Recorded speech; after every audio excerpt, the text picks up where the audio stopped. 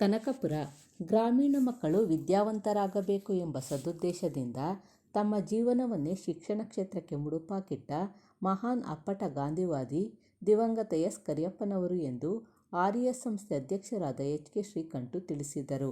ಸೋಮವಾರ ನಗರದ RS ಆವರಣದಲ್ಲಿನ Maregowda memorial ಆಡಿಟೋರಿಯಂನಲ್ಲಿ ಜರುಗಿದ ಕೃಷಿ ವಿಜ್ಞಾನ ವಿದ್ಯಾರ್ಥಿಗಳ ದೀಕ್ಷಾರಂಭ ಮತ್ತು ಉತ್ತೇಜನ ಕಾರ್ಯಾಗಾರದ ಅಧ್ಯಕ್ಷತೆ ವಹಿಸಿ ಮಾತನಾಡಿದ ಅವರು, ಸಮಾಜದ ಕಟ್ಟಕಡೆಯ ವ್ಯಕ್ತಿಯು ಶಿಕ್ಷಣದಿಂದ ವಂಚಿತನಾಗಬಾರದೆಂದು ತಾವು ಪದವೀಧರರಾದರೂ ಸಹ ಯಾವುದೇ ಸರ್ಕಾರಿ ಹುದ್ದೆಗೆ ಹೋಗದೆ 4 ಬಾರಿ ಶಾಸಕರಾದರೂ ಸಹ ಮಂತ್ರಿ ಪದವಿಗೆ ಆಸೆ ಪಡದೆ ಗ್ರಾಮೀಣ ಭಾಗದ ಮಕ್ಕಳನ್ನು ವಿದ್ಯಾವಂತರನ್ನಾಗಿ ಮಾಡಬೇಕೆಂಬ ಛಲದಿಂದ ಈ ವಿದ್ಯಾಸಂಸ್ಥೆಯನ್ನು ಕಟ್ಟಿ ಬೆಳೆಸಿದರು.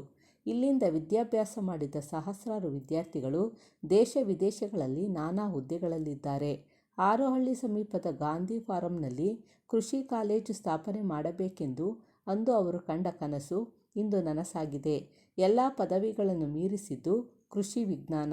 ಇದನ್ನು ಕಲಿತವರು ದೇಶಕ್ಕೆ ಆಹಾರ ಉತ್ಪಾದನೆಯ ಜೊತೆಗೆ ಉದ್ಯೋಗ ಸೃಷ್ಟಿ ಮಾಡುವ ಶಕ್ತಿ ಈ ಪದವೀಧರರಿಗೆ ಇರುತ್ತದೆ. ಉತ್ತಮ ವ್ಯಾಸಂಗ ಮಾಡಿ ಪ್ರಗತಿಪರ ವಿದ್ಯಾರ್ಥಿಗಳಾಗಿ ಎಂದು ಶುಭ ಹಾರೈಸಿದರು. ರಾಜ್ಯಸಭಾ ಮಾಜಿ ಸದಸ್ಯ ಕುಪೇಂದ್ರ ರೆಡ್ಡಿ ಮಾತನಾಡಿ, ಕೃಷಿಯಿಂದ ನಮ್ಮ ದೇಶದ 16% ಮಂದಿಗೆ ಉದ್ಯೋಗ ಲಭಿಸಿದೆ. ಆಧುನಿಕ ತಂತ್ರಜ್ಞಾನ ಹಾಗೂ ಅತಿ ಹೆಚ್ಚಾಗಿ ಸಾವಯವ ಗೊಬ್ಬರಗಳಿಂದ ಬೆಳೆಗಳನ್ನು ಬೆಳೆದಲ್ಲಿ ಆರೋಗ್ಯಕರ ಆಹಾರ ಉತ್ಪನ್ನ ದೊರಕಿ ಇಡೀ ದೇಶ ಆರೋಗ್ಯಕರವಾಗಿರಲು ಸಹಕಾರಿಯಾಗುವುದಾಗಿ ತಿಳಿಸಿದರು. ಮಂಡ್ಯ ಕೃಷಿ ವಿಶ್ವವಿದ್ಯಾಲಯದ ವಿಶೇಷ ಅಧಿಕಾರಿ ಕೆ.ಎಂ. ಹರಣಿಕುಮಾರ್ ಮಾತನಾಡಿ, ಕನಕಪುರದ ನೂತನ ಕೃಷಿ ವಿಜ್ಞಾನ ಕಾಲೇಜು ಯಶಸ್ಸಿನತ್ತ ಸಾಗಿದ್ದು, ವಿದ್ಯಾರ್ಥಿಗಳು ವ್ಯಾಸಂಗ ಮಾಡಿ ಕಾಲೇಜಿಗೆ, ರಾಜ್ಯಕ್ಕೆ ಕೀರ್ತಿ ತರಬೇಕು ಎಂದರು. ಕಾರ್ಯಕ್ರಮದಲ್ಲಿ ಕಾರ್ಯದರ್ಶಿಗಳಾದ ಸೂರ್ಯನಾರಾಯಣಗೌಡ, ಪುಟ್ಟಸ್ವಾಮಿ, ಖಜಾಂಚಿ ಎಸ್.ಸಿ. ಮಂಜುನಾಥ್, ಉಪಾಧ್ಯಕ್ಷರಾದ ರಂಗನಾಯಕಮ್ಮ ಸೇರಿದಂತೆ ಪ್ರಾಂಶುಪಾಲರು, ಉಪನ್ಯಾಸಕರು ಮತ್ತು ವಿದ್ಯಾರ್ಥಿಗಳು ಭಾಗವಹಿಸಿದ್ದರು. ಕರಿಯಪ್ಪನವರ ಅಗ್ರಿಕಲ್ಚರ್ ಕಾಲೇಜಿನಲ್ಲಿ ಹಮ್ಮಿಕೊಂಡಿರ್ತಕ್ಕಂಥ ಓರಿಯೆಂಟೇಷನ್ ಪ್ರೋಗ್ರಾಮ್ಗೆ ವೇದಿಕೆಯನ್ನು ಅಲಂಕರಿಸಿರ್ತಕ್ಕಂಥ ಹಿರಿಯರು, ಸ್ನೇಹಿತರು ಆದಂಥ ಶ್ರೀಕಂಠಣ್ಣವರೇ, ಅವರು ರೂಪದರ್ಶಿಗಳಾಗಿರ್ತಾರೆ, ಮುಖ್ಯಸ್ಥರು ಆಗಿರ್ತಾರೆ ಮತ್ತು ಅಧ್ಯಕ್ಷರು ಸಹ ಆಗಿರ್ತಾರೆ. ಮತ್ತು ಅದೇ ರೀತಿ ನಮ್ಮ ದೀನು ಸಾಹೇಬರು ಈಗ ತಾನೇ ಕಾಲೇಜಿನ ಬಗ್ಗೆ ಇಂಟ್ರೊಡ್ಯೂಸ್ ಮಾಡಿಕೊಟ್ಟಂಥ ನಮ್ಮ ಸಿದ್ದರಾಮೇಗೌಡರು, ಮತ್ತು ಬೇಗ ಬೇಗ ಹೆಸರುಗಳನ್ನು ಓದಿಬಿಡ್ತೀನಿ. ನಮ್ಮ ಸಂಜನಾ ವಿ.ಎಂ., ಪಾಣ್ಯಶ್ರೀ ಎಂ.ಎಸ್., ಜಸ್ಮಿತಾ ಮತ್ತು ನಮ್ಮ ಮಂಡ್ಯ ಕಾಲೇಜಿನ ಸ್ಪೆಷಲ್ ಆಫೀಸರ್ ಆಗ್ತಕ್ಕಂಥ ಹರಣಿಕುಮಾರ್ ಅವರು, ಸೂರ್ಯನಾರಾಯಣಗೌಡರು, ಮಂಜುನಾಥ್ ಅವರು, ಒಂದು ಜಾಗ ಇಲ್ಲಿ ದೊಡ್ಡ, ಈಗಾಗಲೇ ನೋಡ್ತಾ ಇರಬೇಕಾದ್ರೆ ಒಂದು ದೊಡ್ಡ ಲೈಬ್ರರಿಯಲ್ಲಿ ನನ್ನನ್ನು ಸಹ ತಂದು ಕೂರಿಸಿದ್ದಾರೆ. ಇದೊಂದು ದೊಡ್ಡ, ಎಷ್ಟು ಡಾಕ್ಟ್ರೇಟ್ಗಳಿದ್ದಾವೆ ಈ ವೇದಿಕೆಯಲ್ಲಿ ಅನ್ನೋದು ಇವತ್ತಿನ ದಿನ ನಮಗೇನಾಗ್ತದೆ, ಪೊಲಿಟಿಷಿಯನ್ಸ್ ಇರುವಾಗ ಆ ಅಧ್ಯಕ್ಷ, ಈ ಅಧ್ಯಕ್ಷ, ಇನ್ನೊಬ್ಬ MLA, ಇದನ್ನು ನಾವು ಹೇಳ್ತೀವಿ. ಇಲ್ಲಿ ಒಂದು ಲೈಬ್ರರಿ ಇದೆ ನಿಮ್ಮ ಮುಂದೆ. ನೀವು ಇವತ್ತಿನ ದಿನ ಏನು ಕೃಷಿ ವಿಜ್ಞಾನವನ್ನು ತಗೊಂಡಿದ್ದೀರಿ, ಇದು ಸಾಮಾನ್ಯದ್ದಲ್ಲ. ಡಾಕ್ಟ್ರು, ಇಂಜಿನಿಯರ್ಗಳು ಇದರ ಮುಂದೆ ಯಾರೂ ಇಲ್ಲ. ಈ ದೇಶದ ಲೆಕ್ಕ ಹಾಕಿದರೆ 16ರಿಂದ 18% ಎಕಾನಮಿಯನ್ನ ಈ ದೇಶಕ್ಕೆ ಕೊಡುವಂಥದ್ದು ಅಗ್ರಿಕಲ್ಚರ್.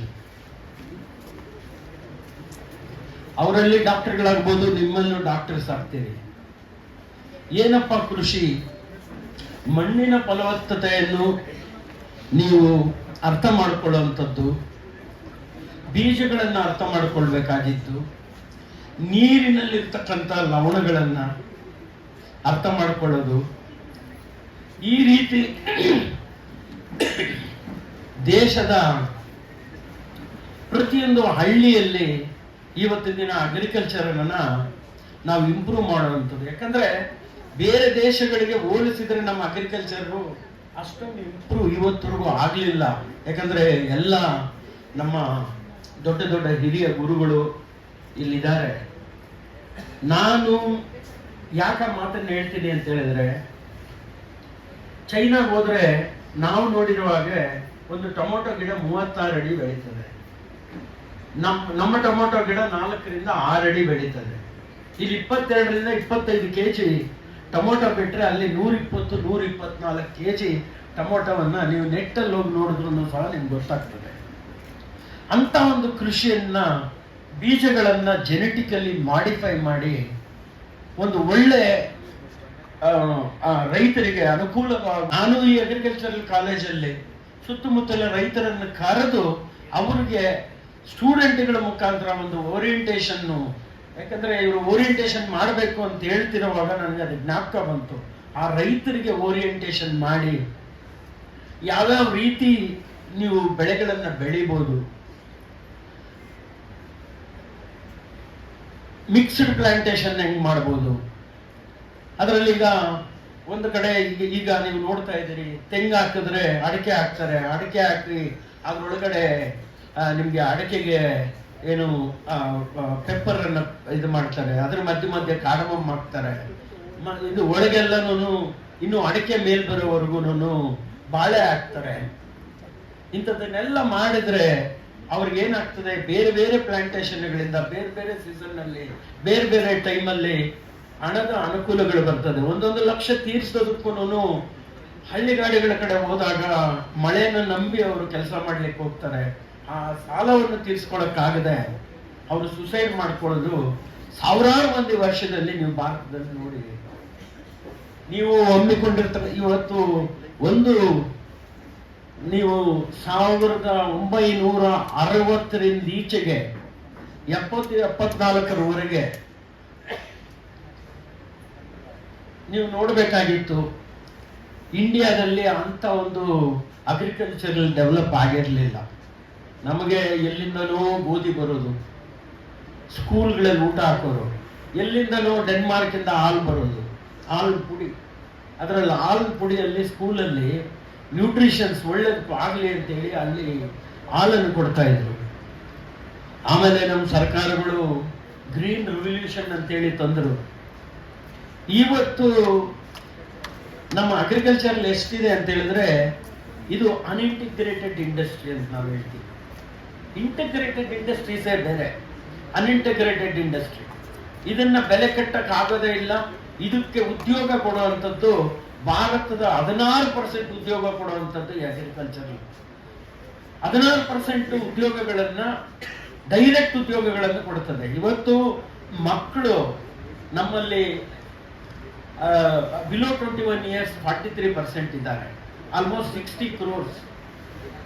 16% ಅಗ್ರಿಕಲ್ಚರ್ ಉದ್ಯೋಗಿಗಳಿದ್ದಾರೆ. ಅಗ್ರಿಕಲ್ಚರಿಸ್ಟ್ಗಳು ನಾನು ಹೇಳ್ತಾ ಇಲ್ಲ, ಆ ಉದ್ಯೋಗಿಗಳು 16% ಅಂದ್ರೆ 18ರಿಂದ 20 ಕೋಟಿ ಜನ ಇದ್ದಾರೆ. ಇವತ್ತು ನಮ್ಮಲ್ಲಿ ಇರ್ತಕ್ಕಂಥ 140 ಕೋಟಿ ಜನಕ್ಕೆ ನೀವು ದಿನಕ್ಕೆ 100 ರೂಪಾಯಿ ತಿಂದ್ರು ತಿಂಗಳಿಗೆ 10,000 ಕೋಟಿ, ದಿನಕ್ಕೆ 10,000 ಕೋಟಿ ಆಗ್ತದೆ. ನಿಮಗೆ ರೈತರಿಲ್ಲ ಅಂತ ಹೇಳಿದ್ರೆ ಹೋಟ್ಲಿಲ್ಲ, ರೈತರಿಲ್ಲ ಅಂದ್ರೆ 5 ಸ್ಟಾರು ಇಲ್ಲ, ರೈತರಿಲ್ಲ ಅಂದ್ರೆ ನಮ್ಗೆ ಈ ಜೇನಿಲ್ಲ ಅಂತ ಹೇಳಿದ್ರೆ ಬೆಳೆ ಬರಲ್ಲ. ಅದೇ ರೀತಿ ರೈತರಿಲ್ಲ ಅಂತ ಹೇಳಿದ್ರೆ ನಮ್ಮ ಜನಗಳು ಯಾರೂ ಇರಕ್ಕಾಗಲ್ಲ. ಅದರಿಂದ ನಮ್ಮ ದೇಶದಲ್ಲಿ ನಿಮ್ಮಂಥ ವಿದ್ಯಾರ್ಥಿಗಳು, ಪ್ರತಿಭಾನ್ವಿತರು ಇಂಥ ಒಂದು ಶಾಲೆಗಳಲ್ಲಿ ಓದಿ ರೈತರಿಗೆ ಯಾವ ರೀತಿ ಅವರನ್ನ ನೀವು ಮುಂದಕ್ಕೆ ತರಬೇಕಾಗ್ತದೆ, ಮತ್ತೆ ಈ ನೀವು ಏನೇನು ರಿಸರ್ಚ್ ಮಾಡ್ತಿರೋ ಆ ರಿಸರ್ಚ್ ಅಲ್ಲಿ ನೀವು ಅವರ ಕ್ರಾಪ್ನ ಎಷ್ಟು ಇನ್ಕ್ರೀಸ್ ಮಾಡ್ಬೋದು, ಆ ಕ್ರಾಪ್ಗೆ ಕೊಡುವಂತ ಈ ಜೈವಿಕ ಏನ್ ಹೇಳ್ತಾರೆ ಅದಕ್ಕೆ ಗೊಬ್ಬರಗಳು, ಆ ಥರ ಗೊಬ್ಬರಗಳು, ಈ ರಾಸಾಯನಿಕ ಗೊಬ್ಬರಗಳು ಕೊಟ್ಟು ನೆಲದಲ್ಲೇ ಇವತ್ತು ದಿನ ವರುಂಸೆ ಇಲ್ದಂಗೆ ಹೋಗ್ತಾ ಇದ್ದಾವೆ. ನೀವು ಅದಕ್ಕೇನೆ ಜೀವಾಮೃತಗಳನ್ನ ಮಾಡಿ, ಜೀವಾಮೃತಗಳ ತರ ನಾವು ಈ ನೆಲಕ್ಕೆ ಕೊಟ್ಟು ನಾವು ಏನು ಅರ್ಥವರಗಳಿದಾವೆ ಅದನ್ನ ಇಂಪ್ರೂವ್ ಮಾಡ್ಕೊಳ್ಳುವಂಥದ್ದನ್ನ, ಮತ್ತೆ ಅದೇ ಹೊಲದಲ್ಲಿ ಇವತ್ತು ನನ್ನದೊಂದು ಸಣ್ಣ ತೋಟದಲ್ಲಿ ನಾನು 800 ಬ್ಯಾಗ್ ಅಷ್ಟು ಗೊಬ್ಬರ ಬರ್ತದೆ ನನಗೆ. ನಾನು ಇಡೀ ತೋಟಕ್ಕಾಗಿ ಒಂದು 150-200 ಬ್ಯಾಗು ನನಗೆ ಮಿಕ್ತದೆ ಬೇರೆಯವ್ರು ತಗೊಂಡೋಗಿ. ಅಷ್ಟು ಗೊಬ್ಬರ ನಂದರಲ್ಲಿ ನಾನೇ, ಯಾಕಂದ್ರೆ ಗಿಡ ಪ್ರೂನಿಂಗ್ ಮಾಡಿದಾಗ ಗಿಡದ ಎಲೆ ಬಿದ್ದಾಗ ಅದನ್ನ ಮಲ್ಚಿಂಗ್ ಮಾಡಿ ಮಿಕ್ಕಿದ ಗೊಬ್ಬರ ಇದನ್ನೆಲ್ಲ ತಗೊಂಡೋಗಿ ಹಾಕಿದಾಗ, ಮತ್ತೆ ನಾವು ಏನೇನು ಕಟಿಂಗ್ ಮಾಡ್ತೀವಿ, ಏನೇನು ಮಿಕ್ಕಿದ್ದನ್ನೆಲ್ಲ ತಗೊಂಡೋಗಿ ಹಾಕ್ತೀವಿ. ಈ ತರಕಾರಿಗಳು ಬೆಳಿತೀವಲ್ಲ, ತರಕಾರಿಗಳ ಗಿಡಗಳೀಗ ಬದನೆಕಾಯಿ ಬಂತು, ಬದನೆಕಾಯಿ ಆಗೋದ್ಮೇಲೆ ಆ ಗಿಡನ ಕಟ್ ಮಾಡಿ ಗಿಡನ ಹಾಕ್ತೀವಿ. ಮೆಣಸಿನಕಾಯಿ ಆದ್ಮೇಲೆ ಆ ಗಿಡ ಹಾಕ್ಕೋತೀವಿ. ಎಲ್ಲ ತರದ ಗಿಡ ಅದ್ರಲ್ಲಿ ಹಾಕೊಂಡು ಅದಕ್ಕೊಂದು ಸಗಣಿ ಬೆಲ್ಲ ಇದು ಹಾಕೊಂಡು ಬಿಟ್ರೆ, ಸ್ವಲ್ಪ ಹುಳುಗಳು ಬಿಟ್ಬಿಟ್ರೆ ಅದು ಫಸ್ಟ್ ಕ್ಲಾಸ್ ಗೊಬ್ಬರ ಆಗ್ಬಿಡ್ತದೆ. ವರ್ಮಿ ಕಾಂಪೋಸ್ಟು ಗಿಡಗಳಿಗೆ ಭಾರಿ ಒಳ್ಳೇದು, ಮಣ್ಣು ಅಷ್ಟೇ ಫಲವತ್ತಾಗ್ತದೆ. ಈ ತರದ ಒಂದು ಇದನ್ನ ನೀವು ಮುಂದಿನ ದಿನಗಳಲ್ಲಿ ನಿಮಗೆ ಇದು ದೇಶದಲ್ಲೇ ಇವತ್ತು ರೈತರು ಮತ್ತೆ ಬೇರೆ ಬೇರೆಯವರು ಇದ್ದಾರೆ, ಅವರೆಲ್ಲರಿಗೂ ಏನಾಗ್ತಿತ್ತು ಅಂದ್ರೆ, ನಮ್ಮಲ್ಲಿ ಅಗ್ರಿಕಲ್ಚರ್ ಇತ್ತು. ಮೊದಲು ಕಣ ಮಾಡಿದ್ರೆ ಕಣಕ್ಕೆ ಪೂಜೆ ಮಾಡಿ, ಇದು ರಾಶಿಗೆ ಪೂಜೆ ಮಾಡೋರು. ರಾಶಿಗೆ ಪೂಜೆ ಮಾಡಿ ಊರಿನ ಬಡವರನ್ನೆಲ್ಲ ಕರ್ಕೊಂಡ್ಬಂದು ಒಂದೊಂದು ತೂಮು ಅಂತ ಹೇಳ್ತಿದ್ರು, ಒಂದು ದೊಡ್ಡದು 8 ಸೇರಿನ ತೂಮು, ಅದರಲ್ಲಿ ಅಳೆದು ಒಂದು 2 ತೂಮನ್ನ ಅವ್ರಿಗೆ ಹಾಕ್ತಿದ್ದಾರೆ. ಅಂದ್ರೆ ಆ ಧಾರಾಳತನ ಇವತ್ತಿಲ್ಲ, ಅವತ್ತಿತ್ತು. ಇವತ್ತಿನ ದಿನ ಬೆಳೆಗಳು ಅವ್ರ ಮನೆಗೆ ಆಗೋಷ್ಟೇ ಬೆಳೀತಾರೆ. ಅದರಿಂದ ಈ ಅಗ್ರಿಕಲ್ಚರಲ್ ಕ್ರಾಪ್ ಅನ್ನ ಇಂಪ್ರೂವ್ ಮಾಡಲಿಕ್ಕೆ ನೀವು ಏನ್ ಮಾಡಬೇಕು, ಯಾವ ರೀತಿ ಮಾಡಬೇಕು, ಅವರ ಉತ್ಪನ್ನಗಳನ್ನ ಯಾವ ರೀತಿ ಹೆಚ್ಚಿಗೆ ಮಾಡಬೇಕು, ಈ ಸೀಡ್ಸ್ ಅಲ್ಲಿ ಎಷ್ಟು ಹೆಚ್ಚಿನ ರೀತಿಯಲ್ಲಿ ಬೆಳೆಸಬೇಕು. ರಜೆಗಳು ಬಂದಾಗ ನಿಮಗೆ ವೇಸ್ಟ್ ಮಾಡುವಂಥದ್ದೇ ಈ 5-10 ವರ್ಷಗಳಲ್ಲಿ ನಿಮಗೆ PhD ಏನೋ ಮಾಡೋವರೆಗೂ ನಿಮ್ಗೆ ಟೈಮ್ ಇರಲ್ಲ. ನೀವು ಕಲಿಬೇಕಾಗಿದ್ರೆ ತೋಟಗಳಿಗೆ ಹೋಗಿ, ರೈತರ ಹತ್ರ ಹೋಗಿ, ಮತ್ತೆ ಎಲ್ಲೆಲ್ಲೆಲ್ಲಿ ರೈತರಿದ್ದಾರೆ ಅವರೊಟ್ಟಿಗೆ ಸಂವಾದ ಮಾಡಿ, ಅವ್ರಿಗೆ ನಿಮಗೆ ಗೊತ್ತಿದ್ದನ್ನು ಅವ್ರಿಗೆ ಹೇಳಿ, ಅವ್ರಿಗೆ ಗೊತ್ತಿರೋದು ಎಂತೆಂಥ ಪರಿಣಿತರಿದ್ದಾರೆ ರೈತರಲ್ಲಿ, ಅವ್ರದನ್ನ ನೀವು ತಿಳ್ಕೊಳ್ಳಿ. ಅಷ್ಟು ಮಾತ್ರ ನಾನು ಈ ಓರಿಯೆಂಟೇಷನ್ಗಾಗಿ ಕರೆದಂತ ನಮ್ಮ ಎಲ್ಲ ಇವ್ರಿಗೆಲ್ಲ ಹೊಂದಿಸಿ ನಿಮಗೂ ನಾನು ಆಶೀರ್ವದಿಸ್ತಾ, ಮುಂದಿನ ದಿನಗಳಲ್ಲಿ ಎಷ್ಟು ಜನ ನೀವು ಸೈಂಟಿಸ್ಟ್ಗಳಾಗ್ತಿರೋ, ಎಷ್ಟು ರೈತರನ್ನ ಒಂದು ನಾಳೆ ಬೆಳಗ್ಗೆ 2 ಆಗ್ತದೆ, 2 4 ಆಗ್ತದೆ, 4 8 ಆಗ್ತದೆ, 100 ಆಗ್ಲಿಕ್ಕೆ ಜಾಸ್ತಿ ಸಮಯ ಏನಿಲ್ಲ. ನಿಮ್ಮಲ್ಲಿ 100 ವಿದ್ಯಾರ್ಥಿಗಳಿದ್ರೆ ನಿಮ್ಮ 5-6 ವರ್ಷಗಳಲ್ಲಿ ನೀವು ಲಕ್ಷಾಂತರ ರೈತರನ್ನ ಮೇಲೆ ತರಬಹುದು ಅನ್ನೋದನ್ನ ನಾನು ಇವತ್ತು ಹೇಳ್ತೇನೆ. ಯಾಕಂದ್ರೆ ನಮ್ಮ ಸಿದ್ದರಾಮಯ್ಯ ಗೌಡರು ಹೇಳ್ತಿದ್ರು ಅವಾಗಲೇ, ಇಂಥದ್ದು ಏನೆಲ್ಲ ನಾವು ಬೇರೆ ಬೇರೆ ಸ್ವಲ್ಪ ಜಾಗ ಇದ್ರೆ ಅಡವೆ ಮಾಡೋದು, ಸ್ವಲ್ಪ ಜಾಗ ಇದ್ರೆ ಬೇರೆ ಇನ್ನೇನೋ ಬೆಳೆಯೋದು, ಇಂಥದ್ದನ್ನೆಲ್ಲ ಮಾಡಿದ್ರೆ ನಿಮಗೆ ಮಲ್ಟಿಪಲ್ ಕ್ರಾಪ್ಸ್ ಇದ್ದಾಗ ರೈತ ಧೃತಿಗೆಡೋದಿಲ್ಲ, ಅವನು ಉತ್ತಮವಾಗಿ ಬೆಳೆಗಳನ್ನು ಬೆಳಿತಾನೆ. ಅದಕ್ಕೆ ಸಹಕಾರ ಕೊಡುವಂಥ ನಿಮ್ಮಂಥ ವಿದ್ಯಾರ್ಥಿಗಳಿಗೆ ನಾನು ಕೇಳ್ಕೊಳ್ಳೋದು ಇಷ್ಟೇ, ಆ ಕೆಲಸ ಮಾಡಿ ಮುಂದಿನ ದಿನಗಳಲ್ಲಿ ನಿಮ್ಮ ಶಾಲೆಗೆ ಬಂದಾಗ ನೀವೇನು ಮಾಡಿದ್ದೀರಿ ಅನ್ನೋ ಒಂದು ನೋಟನ್ನು ಬರೆದು ಇಲ್ಲಿ ಬಂದು ಎಕ್ಸ್ಪ್ಲೈನ್ ಮಾಡಿ.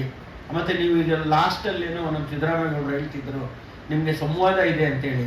ಆ ಸಂವಾದದಲ್ಲಿ ನೀವು ಒಂದು ಓತನ್ನು ಮಾಡಿ, ನಾನು ಇಷ್ಟು ಜನ ರೈತರನ್ನ ಮುಂದಿನ ದಿನಗಳಲ್ಲಿ ನಾನು ಪರಿವರ್ತಿಸ್ತೇನೆ ಅನ್ನೋದನ್ನ ತಿಳಿಸಿ ನನ್ನ ನಡೆಸ್ತೀನಿ. Thank you. ನಮ್ಮ ಒಂದು ಕಾಲೇಜಿನಲ್ಲಿ ನಾವೆಲ್ಲ ಹಿರಿಯ ವಿದ್ಯಾರ್ಥಿಗಳು, ಅವರ ಒಂದು ನಾಯಕತ್ವದ ಗುಣವನ್ನು ಈ ದಿನವೂ ನಾವು ಮೆಚ್ಚಬೇಕು. ಅದು ಒಂದು ಆ ಗುಣ ಈ ದಿನ ಒಂದು ಉನ್ನತ ಸಂಸ್ಥೆಗೆ ಅಧ್ಯಕ್ಷರಾಗಿರೋದು ನಮಗೆಲ್ಲರಿಗೂ ಹೆಮ್ಮೆ ಅನಿಸುತ್ತೆ. ವೇದಿಕೆ ಮೇಲಿರುವ ಶ್ರೀ ಎಚ್ ಕೆ ಶ್ರೀಕಂಠ ಅವರೇ, ಆನರಬಲ್ ಪ್ರೆಸಿಡೆಂಟ್, ಮತ್ತು ಎಲ್ಲ ನಿರ್ದೇಶಕರಿಗೆ, ಅತಿ ಮುಖ್ಯವಾಗಿ ನಮ್ಮ ಈ ದಿನ ಮಾಡಿದಂಥ ಡಾಕ್ಟರ್ ಶ್ರೀ ಡಿ ಕುಬೇಂದ್ರ ರೆಡ್ಡಿ ಅವರೇ, ನಾನು ಭಾಳ ಹೆಮ್ಮೆ ಪಡ್ತೀನಿ. ಯಾಕಂದರೆ ಒಂದು ಸಂಸ್ಥೆಗೆ ಕೊಡುವ ಕಾನಗೈ ಇರುತ್ತಲ್ಲ, ಅದು ಎಲ್ಲರಿಗೂ ಬರಲ್ಲ. ಇವರಿಗಿಂತ ಹೆಚ್ಚು ಎಷ್ಟೋ ಜನ ಕೋಟ್ಯಾಧಿಪತಿಗಳಿಗೂ ಕೊಟ್ಟಿದ್ದಾರೆ. ಅವರಿಗೆ ನಿರಂತರವಾಗಿ ಅಭಿನಂದನೆ ಹೇಳ್ತೀನಿ. ಈ ಸಂಸ್ಥೆ ಬೆಳೆಯೋದಕ್ಕೆ ಮತ್ತೆ ಇದೇ ರೀತಿ ಈ ಸಂಸ್ಥೆಯಲ್ಲಿ ಓದಂಥ ಅನೇಕ ಹಳೆಯ ವಿದ್ಯಾರ್ಥಿಗಳನ್ನ ಒಟ್ಟುಗೂಡಿಸಿ ಅವರೆಲ್ಲರಿಂದ ಹಣ ಸಂಗ್ರಹ ಮಾಡಿ ಇನ್ನೂ ಹೆಚ್ಚು ಉತ್ತಮ ಮಟ್ಟಕ್ಕೆ ತಗೊಂಡೋಗ್ಲಿ ಅಂತ ಹೇಳ್ತೀನಿ. ಮತ್ತೊಬ್ಬ ನನ್ನ ಆತ್ಮೀಯ ನೆಚ್ಚಿನ ಗುರುಗಳಾದ ಡಾಕ್ಟರ್ ಟಿ ಕೆ ಸಿದ್ದರಾಮೇಗೌಡರೇ, ಡಾಕ್ಟರ್ ಟಿ ಪಿ ಪುಟ್ಟರಾಜ್ರವರೇ ಮತ್ತು ವೇದಿಕೆ ಮೇಲಿರುವ ಇನ್ನಿತರ ಎಲ್ಲ ಗಣ್ಯರೇ ಮತ್ತು ನಾನ್ ಟೀಚಿಂಗ್ ಫ್ಯಾಕಲ್ಟಿಯವರೇ ಮತ್ತು ವಿದ್ಯಾರ್ಥಿ ಮಿತ್ರರೇ, ಮಾಧ್ಯಮ ಮಿತ್ರರೇ, ನಾನು ಎಲ್ಲದಕ್ಕಿಂತ ಮುಖ್ಯವಾಗಿ ಹೇಳೋದಿದ್ರೆ, ಯಾವುದೇ ಒಂದು ಸಂಸ್ಥೆಯನ್ನು ಪ್ರಾರಂಭ ಮಾಡ್ಬೋದು, ಆದರೆ ಅದು ನಡೆಸೋದು ಅಷ್ಟು ಸುಲಭ ಅಲ್ಲ. ಈಗ ನನಗೆ ಕೃಷಿ ಮಹಾವಿದ್ಯಾಲಯ ಪ್ರಾರಂಭ ಆಗಿದ್ದು ನವೆಂಬರ್ನಲ್ಲಿ, ಆದರೆ ಇಷ್ಟು ಪ್ರಗತಿಯನ್ನು ಯಾವುದು ಸರ್ಕಾರ ಸಂಸ್ಥೆನೂ ಮಾಡಲು ಸಾಧ್ಯ ಇಲ್ಲದಂಥ ಪ್ರಗತಿಯನ್ನು ಕೇವಲ 1 ವರ್ಷದಲ್ಲಿ ಮಾಡಿದ್ದಾರೆ ಅಂದರೆ ಇದಕ್ಕೆ ಖಂಡಿತವಾಗಿ ಶ್ರೀಕಂಠ ಅವರು ಮತ್ತು ನಿರ್ದೇಶಕರು, ಎಲ್ಲಕ್ಕಿಂತ ಮುಖ್ಯವಾಗಿ ಈ ಸಂಸ್ಥೆಯನ್ನು ನಡೆಸಿದಂಥ ಪುಟ್ಟರಾಜು, ಡಾಕ್ಟರ್ ಟಿ ಕೆ ಸಿದ್ದರಾಮೇಗೌಡರು ಮತ್ತು ಪುಟ್ಟರಾಜ್ ಅವರಿಗೆ ನಾನು ಮತ್ತೊಮ್ಮೆ ನಿಮ್ಮೆಲ್ಲರ ಪರವಾಗಿ ಅಭಿನಂದನೆಯನ್ನು ಸಲ್ಲಿಸ್ತೇನೆ. ಎದ್ದು ನಿಂತು ಕರಡಾಸನ ಮಾಡೋದ್ರ ಮುಖಾಂತರ, ಚಪ್ಪಾಳೆ ತಟ್ಟೋದ್ರ ಮುಖಾಂತರ ಈ ಒಂದು ಕಮಿಟಿಗೆ ತಾವೆಲ್ಲರೂ ಅಭಿನಂದನೆ ಸಲ್ಲಿಸಬೇಕು ಅಂತ ಹೇಳ್ತಾ ಇದ್ದೀನಿ. ಪ್ರೋತ್ಸಾಹ ನೀಡಬೇಕು ಮತ್ತು ಅಭಿನಂದನೆ. Thank you so much.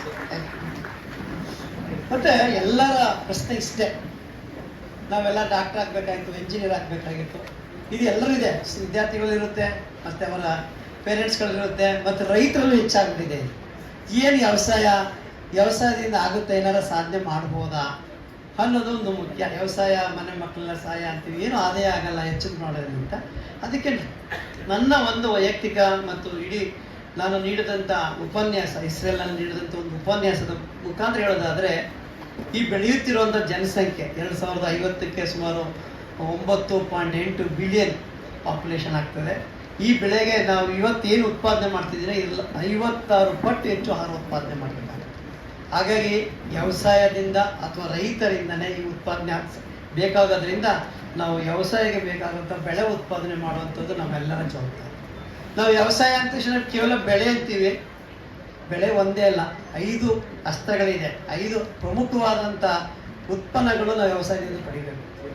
ಎರಡನೇದಾಗಿ ಪ್ರಾಣಿಗಳಿಗೆ ಬೇಕಾಗುವಂಥ ಹುಲ್ಲಿನ ಲಭ್ಯತೆ, the 4H crops for the animals. ಇದು ಬರೋದು ಎಲ್ಲಿಂದ? ರೈತರಿಂದನೇ ಬರಬೇಕು ಮತ್ತು ಜಮೀನಿಂದನೇ ಬರಬೇಕಾಗ್ತದೆ. 2 ಕೋಳಿ ಮತ್ತು ಪಶುಗಳಿಗೆ ಬೇಕಾದಂಥ ಆಹಾರ, ಈಗ ಮುಸ್ಕಿನ ಜೋಳ ಇರ್ಬೋದು, ಕಾಳುಗಳಿರ್ಬೋದು, ಇದು ಬರುವಂಥದ್ದು ವ್ಯವಸಾಯದಿಂದ. ಎಲ್ಲಕ್ಕಿಂತ ಹೆಚ್ಚಾಗಿ ಇನ್ನೊಂದು ಬಹಳ ಮುಖ್ಯವಾಗಿ ರೈತರೆಲ್ಲ ತಿಳ್ಕೊಳ್ಳುವಂಥದ್ದು, ಎಲ್ಲರೂ ಗೊತ್ತಿದೆ, ಆದರೆ ಹೇಗೆ ಅಂತ, ನಾರು, fibre from the agriculture field. ಫೈಬರ್ನಿಂದ ಏನಾಗ್ತದೆ ಎಲ್ಲರೂ ಗೊತ್ತಿದೆ. ಫೈಬರಿಂದ, ಪೇಪರಿಂದ ಹಿಡಿದು ನಿಮ್ಮ ಬಟ್ಟೆಯಿಂದ ಹಿಡಿದು ಹಗ್ಗಗಳಿರ್ಬೋದು, ಪ್ರತಿಯೊಂದು ಭಾಳ ಅತಿ ಮುಖ್ಯವಾಗಿ ಈಗ ಫೈಬರ್ ಇಂಡಸ್ಟ್ರಿ ಭಾಳ ಮುಖ್ಯ ಇದೆ. ನಾವು ರೈತರ ಬಗ್ಗೆ ತಿಳ್ಕೊಂಡು ಹೆಚ್ಚು ಆ ಬೆಳೆಗಳನ್ನು ಬೆಳೆಯೋದ್ರಿಂದ ನಾವು ಆದಾಯ ಪಡಿಬೋದು. ಅತಿ ಮುಖ್ಯವಾಗಿ ಮುಂದಿನ ದಿನಗಳಲ್ಲಿ 2050 ನಂತರ ಪೆಟ್ರೋಲ್ ಇರಲ್ಲ, ಡೀಸೆಲ್ ಇರಲ್ಲ, ಕೋಲು ಸಿಗಲ್ಲ, ಉತ್ತಮವಾದ ಇಂಧನ ಇರಲ್ಲ. ಇವತ್ತೇನು ಎಲೆಕ್ಟ್ರಿಸಿಟಿ ಇವತ್ತು ನಾವೆಲ್ಲ ನೋಡ್ತಾ ಇದ್ದೀವಿ, ಇದು ಪ್ರಮುಖವಾಗಿ ಬರ್ತಾ ಇರೋದು ಕೋಲ್ನಿಂದ, ಕಲ್ಲಿದ್ದಿಂದ. ಈಗಿರುವಂಥ ಕಲ್ಲಿದ್ದು ಅತಿ ಕಡಿಮೆ ಗುಣಮಟ್ಟ ಇದೆ.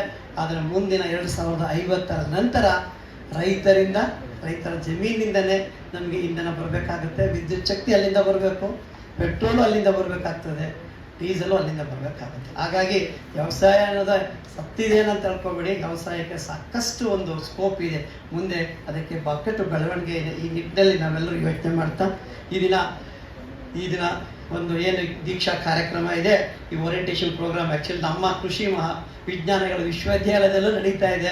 ಅವರೆಲ್ಲ ಹೇಳಿದ್ರು, ಸರ್ ನಮ್ಮ ವಿದ್ಯಾಲಯದಲ್ಲಿ ನೀವೇ ಮುಖ್ಯ ಸ್ಥಾನದಲ್ಲಿ ಬಿಟ್ಟು ಬಂದಿದ್ದೀರಾ ಅಂತ. ಇಲ್ಲ, ನನಗೆ ಈ ಒಂದು ಸಂಸ್ಥೆಯ ಮೇಲಿದ್ದಂಥ ಅಭಿಮಾನ, ನನ್ನ ತಂದೆಯವರು ಮತ್ತು ಕರಿಯಪ್ಪರ ನಡುವೆ ಬಾಂಧವ್ಯ, ಮತ್ತೆಲ್ಲಕ್ಕಿಂತ ನನ್ನ ಸಹೋದರರು ಇಲ್ಲಿ ಓದಿ KS ಆಗಿ IS ಆಗಿ RTI ಕಮಿಷನ್ ಆಗಿ ರಿಟೈರ್ಡ್ ಆಗಿದ್ದಾರೆ. ಸೊ ಹಂಗಾಗಿ ಈ ಒಂದು ಬಾಂಧವ್ಯ ನನ್ನ ಹೇಳುತ್ತಂತೂ ಅದಕ್ಕೆ ಮುಖ್ಯವಾಗಿ ನನ್ನ ಪೂಜ್ಯ ಗುರುಗಳು. ಮತ್ತು ಈಗ ವಿದ್ಯಾರ್ಥಿಗಳಲ್ಲಿ ಯಾವಾಗಲೂ ಅನಿಸುತ್ತೆ, ನಾವು ಏನು ಯಾವ ರೀತಿ ನಮ್ಮ ಜೀವನವನ್ನು ಸಾಧನೆ ಮಾಡಬೇಕು ಅಂತೇಳಿ. ಭಾಳ ಮುಖ್ಯವಾಗಿ ಹೇಳೋದಿದ್ರೆ, ಜೀವನದಲ್ಲಿ ಯಾವ ಡಿಗ್ರಿ ಓದ್ತೀವಿ ಅನ್ನೋದು ಮುಖ್ಯ ಅಲ್ಲ, ನಾವು ಹೇಗೆ ಓದ್ತೀವಿ ಅನ್ನೋದು ಮುಖ್ಯ.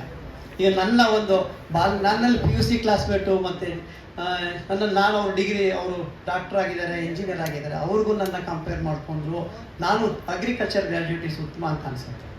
ಅದಕ್ಕೆ ಸಾಕಷ್ಟು ಉದಾಹರಣೆ ಇದೆ, ಅದು ಮತ್ತೆ ಒಂದು ಸರಿ ಹೇಳ್ತೀನಿ.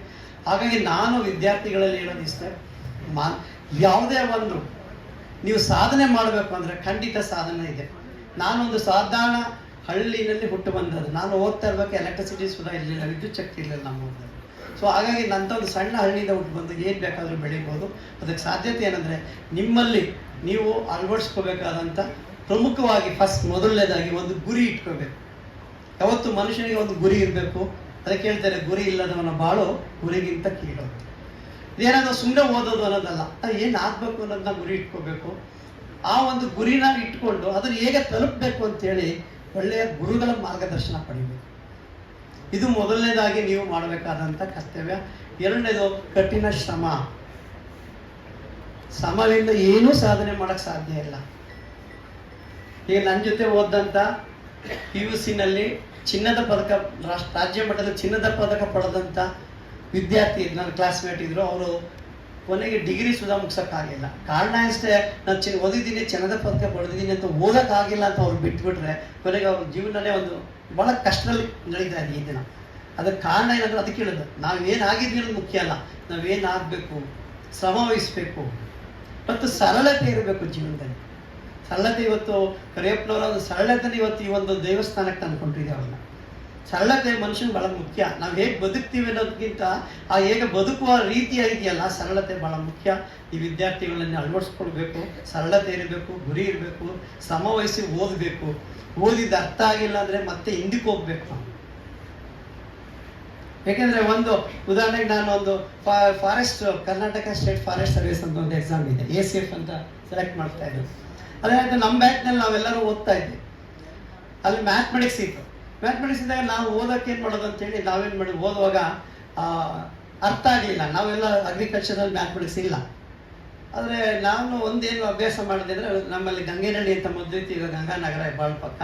ಅಲ್ಲಿ ಹೋಗಿ ಹೈಸ್ಕೂಲಿಂದ ಹಿಡಿದು state syllabus, central syllabus mathematics book ತೊಗೊಂಡು ಸ್ಟಾರ್ಟಿಂಗ್ ಫ್ರಮ್ ಪಾಯಿಂಟ್ ಅಂದ್ರೆ ಏನು, ಲೈನ್ ಅಂದ್ರೆ ಏನು, ಪ್ರಾಪರ್ಟೀಸ್ ಅಂದ್ರೆ ಏನು, ಆ್ಯಂಗಲ್ ಅಂದ್ರೆ ಏನು ಅಂತ ಓದಿದೆ. ಎಕ್ಸಾಮ್ ಬರೆದೆ. ಎಕ್ಸಾಮ್ ಬರೆದಾಗ ನಂದು ಫಸ್ಟ್ ನೇಮ್. ಅಲ್ಲಿ ಮ್ಯಾಥಮೆಟಿಕ್ಸ್ ಟೀಚರ್ ಸಿಕ್ಕಿದ್ರು. ಈ MSc ಇನ್ ಮ್ಯಾಥಮೆಟಿಕ್ಸ್, PhD ಇನ್ ಮ್ಯಾಥಮೆಟಿಕ್ಸ್. ಅವ್ರು ಕೇಳಿದ್ರು, ಏನು ಸರ್ ನೀವು ಅಗ್ರಿಕಲ್ಚರ್ನವ್ರಿಗೆ ಮ್ಯಾಥಮೆಟಿಕ್ಸ್ ಇಲ್ಲ, ಎಷ್ಟು ಮಾರ್ಕ್ಸ್ ಹೆಂಗೆ ತೆಗೆದ್ರಿ ಅಂತ. ನಾನು ಹೇಳಿದೆ, ನನಗೆ ಅರ್ಥ ಆಗಿಲ್ಲ ಅಂದಾಗ ನಾವು ಕೆಳಗಡೆ ಹೋಗಿ ಓದಬೇಕು. ಅದೆಷ್ಟು ನಾನೆಲ್ಲ ವಿದ್ಯಾರ್ಥಿಗಳು ಹೇಳೋದಿಷ್ಟೇ, ನಿಮ್ಗೆ ಅರ್ಥ ಆಗಿಲ್ಲ ಅಂದರೆ ಇನ್ನೂ ಕೆಳಗಡೆ ಓದಿದಾಗ ಬೇಸಿಕ್ ಓದಿದಾಗ ಪಾಠ ಚೆನ್ನಾಗಿ ಅರ್ಥ ಆಗ್ತದೆ. ಅದನ್ನು ರೂಢಿಸ್ಕೊಳ್ಳಿ, ಗುರಿ ಇಟ್ಕೊಳ್ಳಿ, ಒಳ್ಳೆಯತನ, ಆನೆಸ್ಟಿ ಇರಬೇಕು. ಇವತ್ತು ಏನಾಗಿದೆ, ನಮ್ಮಲ್ಲಿ ಆನೆಸ್ಟಿ ಅನ್ನೋದು ಭಾಳ ಕಡಿಮೆ ಇದೆ. ಇಡೀ ಪ್ರಪಂಚಕ್ಕೆ ನಾವು ಇಂದಿನ ನಮ್ಮ ಧರ್ಮದಲ್ಲಿ ಅಥವಾ ನಮ್ಮ ಇಂದಿನ ಜನಾಂಗ ನಾವು ಆನೆಸ್ಟಿ ಬಗ್ಗೆ ಹೇಳ್ಕೊಟ್ಟಿದ್ದು. ನಮ್ಮ ಮುತ್ತಾದಿರ್ಬೋದು, ಒಂದು ಆನೆಸ್ಟಿ ಅನ್ನೋದಿತ್ತು ನಮ್ಮಲ್ಲಿ, ನ್ಯಾಯ ರೀತಿ ಇತ್ತು. ಅಧರ್ಮ ಮಾಡಬಾರ್ದು ಅಂತಿತ್ತು. ಆದರೆ ಇವತ್ತು ಕಡಿಮೆ ಆಗ್ತಾ ಇದೆ ಭಾರತದಲ್ಲಿ.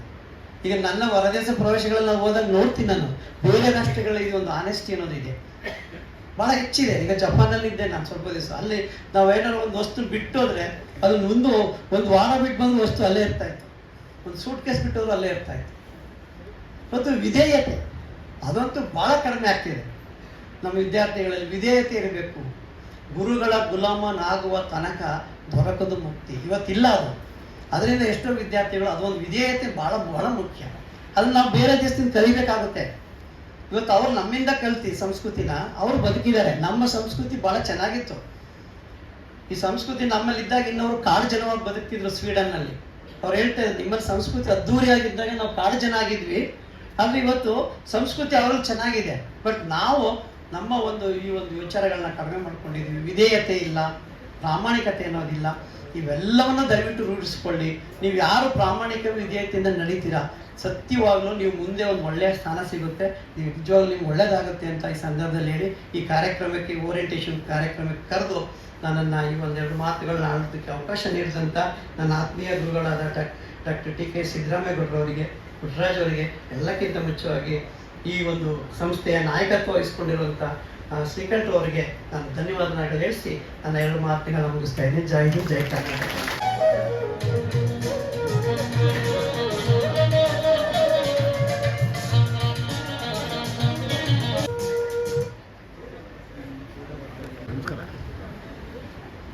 ಈ ದಿವಸದ ದೀಕ್ಷಾರಂಭ ಅಂದರೆ ಓರಿಯೆಂಟೇಷನ್ ಪ್ರೋಗ್ರಾಮು ಮೊದಲೇ ಫಸ್ಟ್ PSCG ಸೇರಿದವ್ರಿಗೆ ಮಾಡ್ತಾ ಇರುವಂಥ ಸಂದರ್ಭದಲ್ಲಿ ಇದನ್ನು ಉದ್ಘಾಟನೆ ಮಾಡಿದಂಥ ಮಾಜಿ ರಾಜ್ಯಸಭಾ ಸದಸ್ಯರು, ಈ ಸಂಸ್ಥೆಯಲ್ಲಿ ಹಳೆಯ ವಿದ್ಯಾರ್ಥಿಗಳು, ನನಗೆ ಹಿತೈಷಿಗಳು, ಈ ಸಂಸ್ಥೆಗೆ ಯಾವಾಗಲೂ ಒಳ್ಳೆಯದನ್ನ ಬಯಸುವಂತ ಕುಪೇಂದ್ರ ರೆಡ್ಡಿ ಸಾಹೇಬ್ರೆ. ಆಕ್ಚುಲಿ ಅರುಣಿ ಕುಮಾರ್ ಇವತ್ತು ಡಾಕ್ಟರ್ ಅರುಣಿ ಕುಮಾರ್ ಅವರು ಇಲ್ಲಿ ಬರಬಾರದು, ಯಾಕಂದ್ರೆ ಅವರು ಮಂಡ್ಯ ಯೂನಿವರ್ಸಿಟಿ ಮಾಡೋದೆ, ಈಗ ಅದು ಸ್ಪೆಷಲ್ ಆಫೀಸರ್ ಅವ್ರು ಅಲ್ಲೇ ಇರ್ಬೇಕು. ಬಹುಶಃ ಈ ಸಂಸ್ಥೆ ಬಗ್ಗೆ ಹಿನ್ನೆಲೆ ಗೊತ್ತಿದೆ ಅವ್ರಿಗೆ ಅಂತ ಅವ್ರ ತಂದೆ, ಅವ್ರ ಅಣ್ಣ ಇಲ್ಲೇ ಅಂತ ಓದಿದ್ರು. ಸೊ ಅಲ್ಲಿ ಬಿಟ್ಟು ಇಲ್ಲಿ ಬಂದಿದ್ದಾರೆ.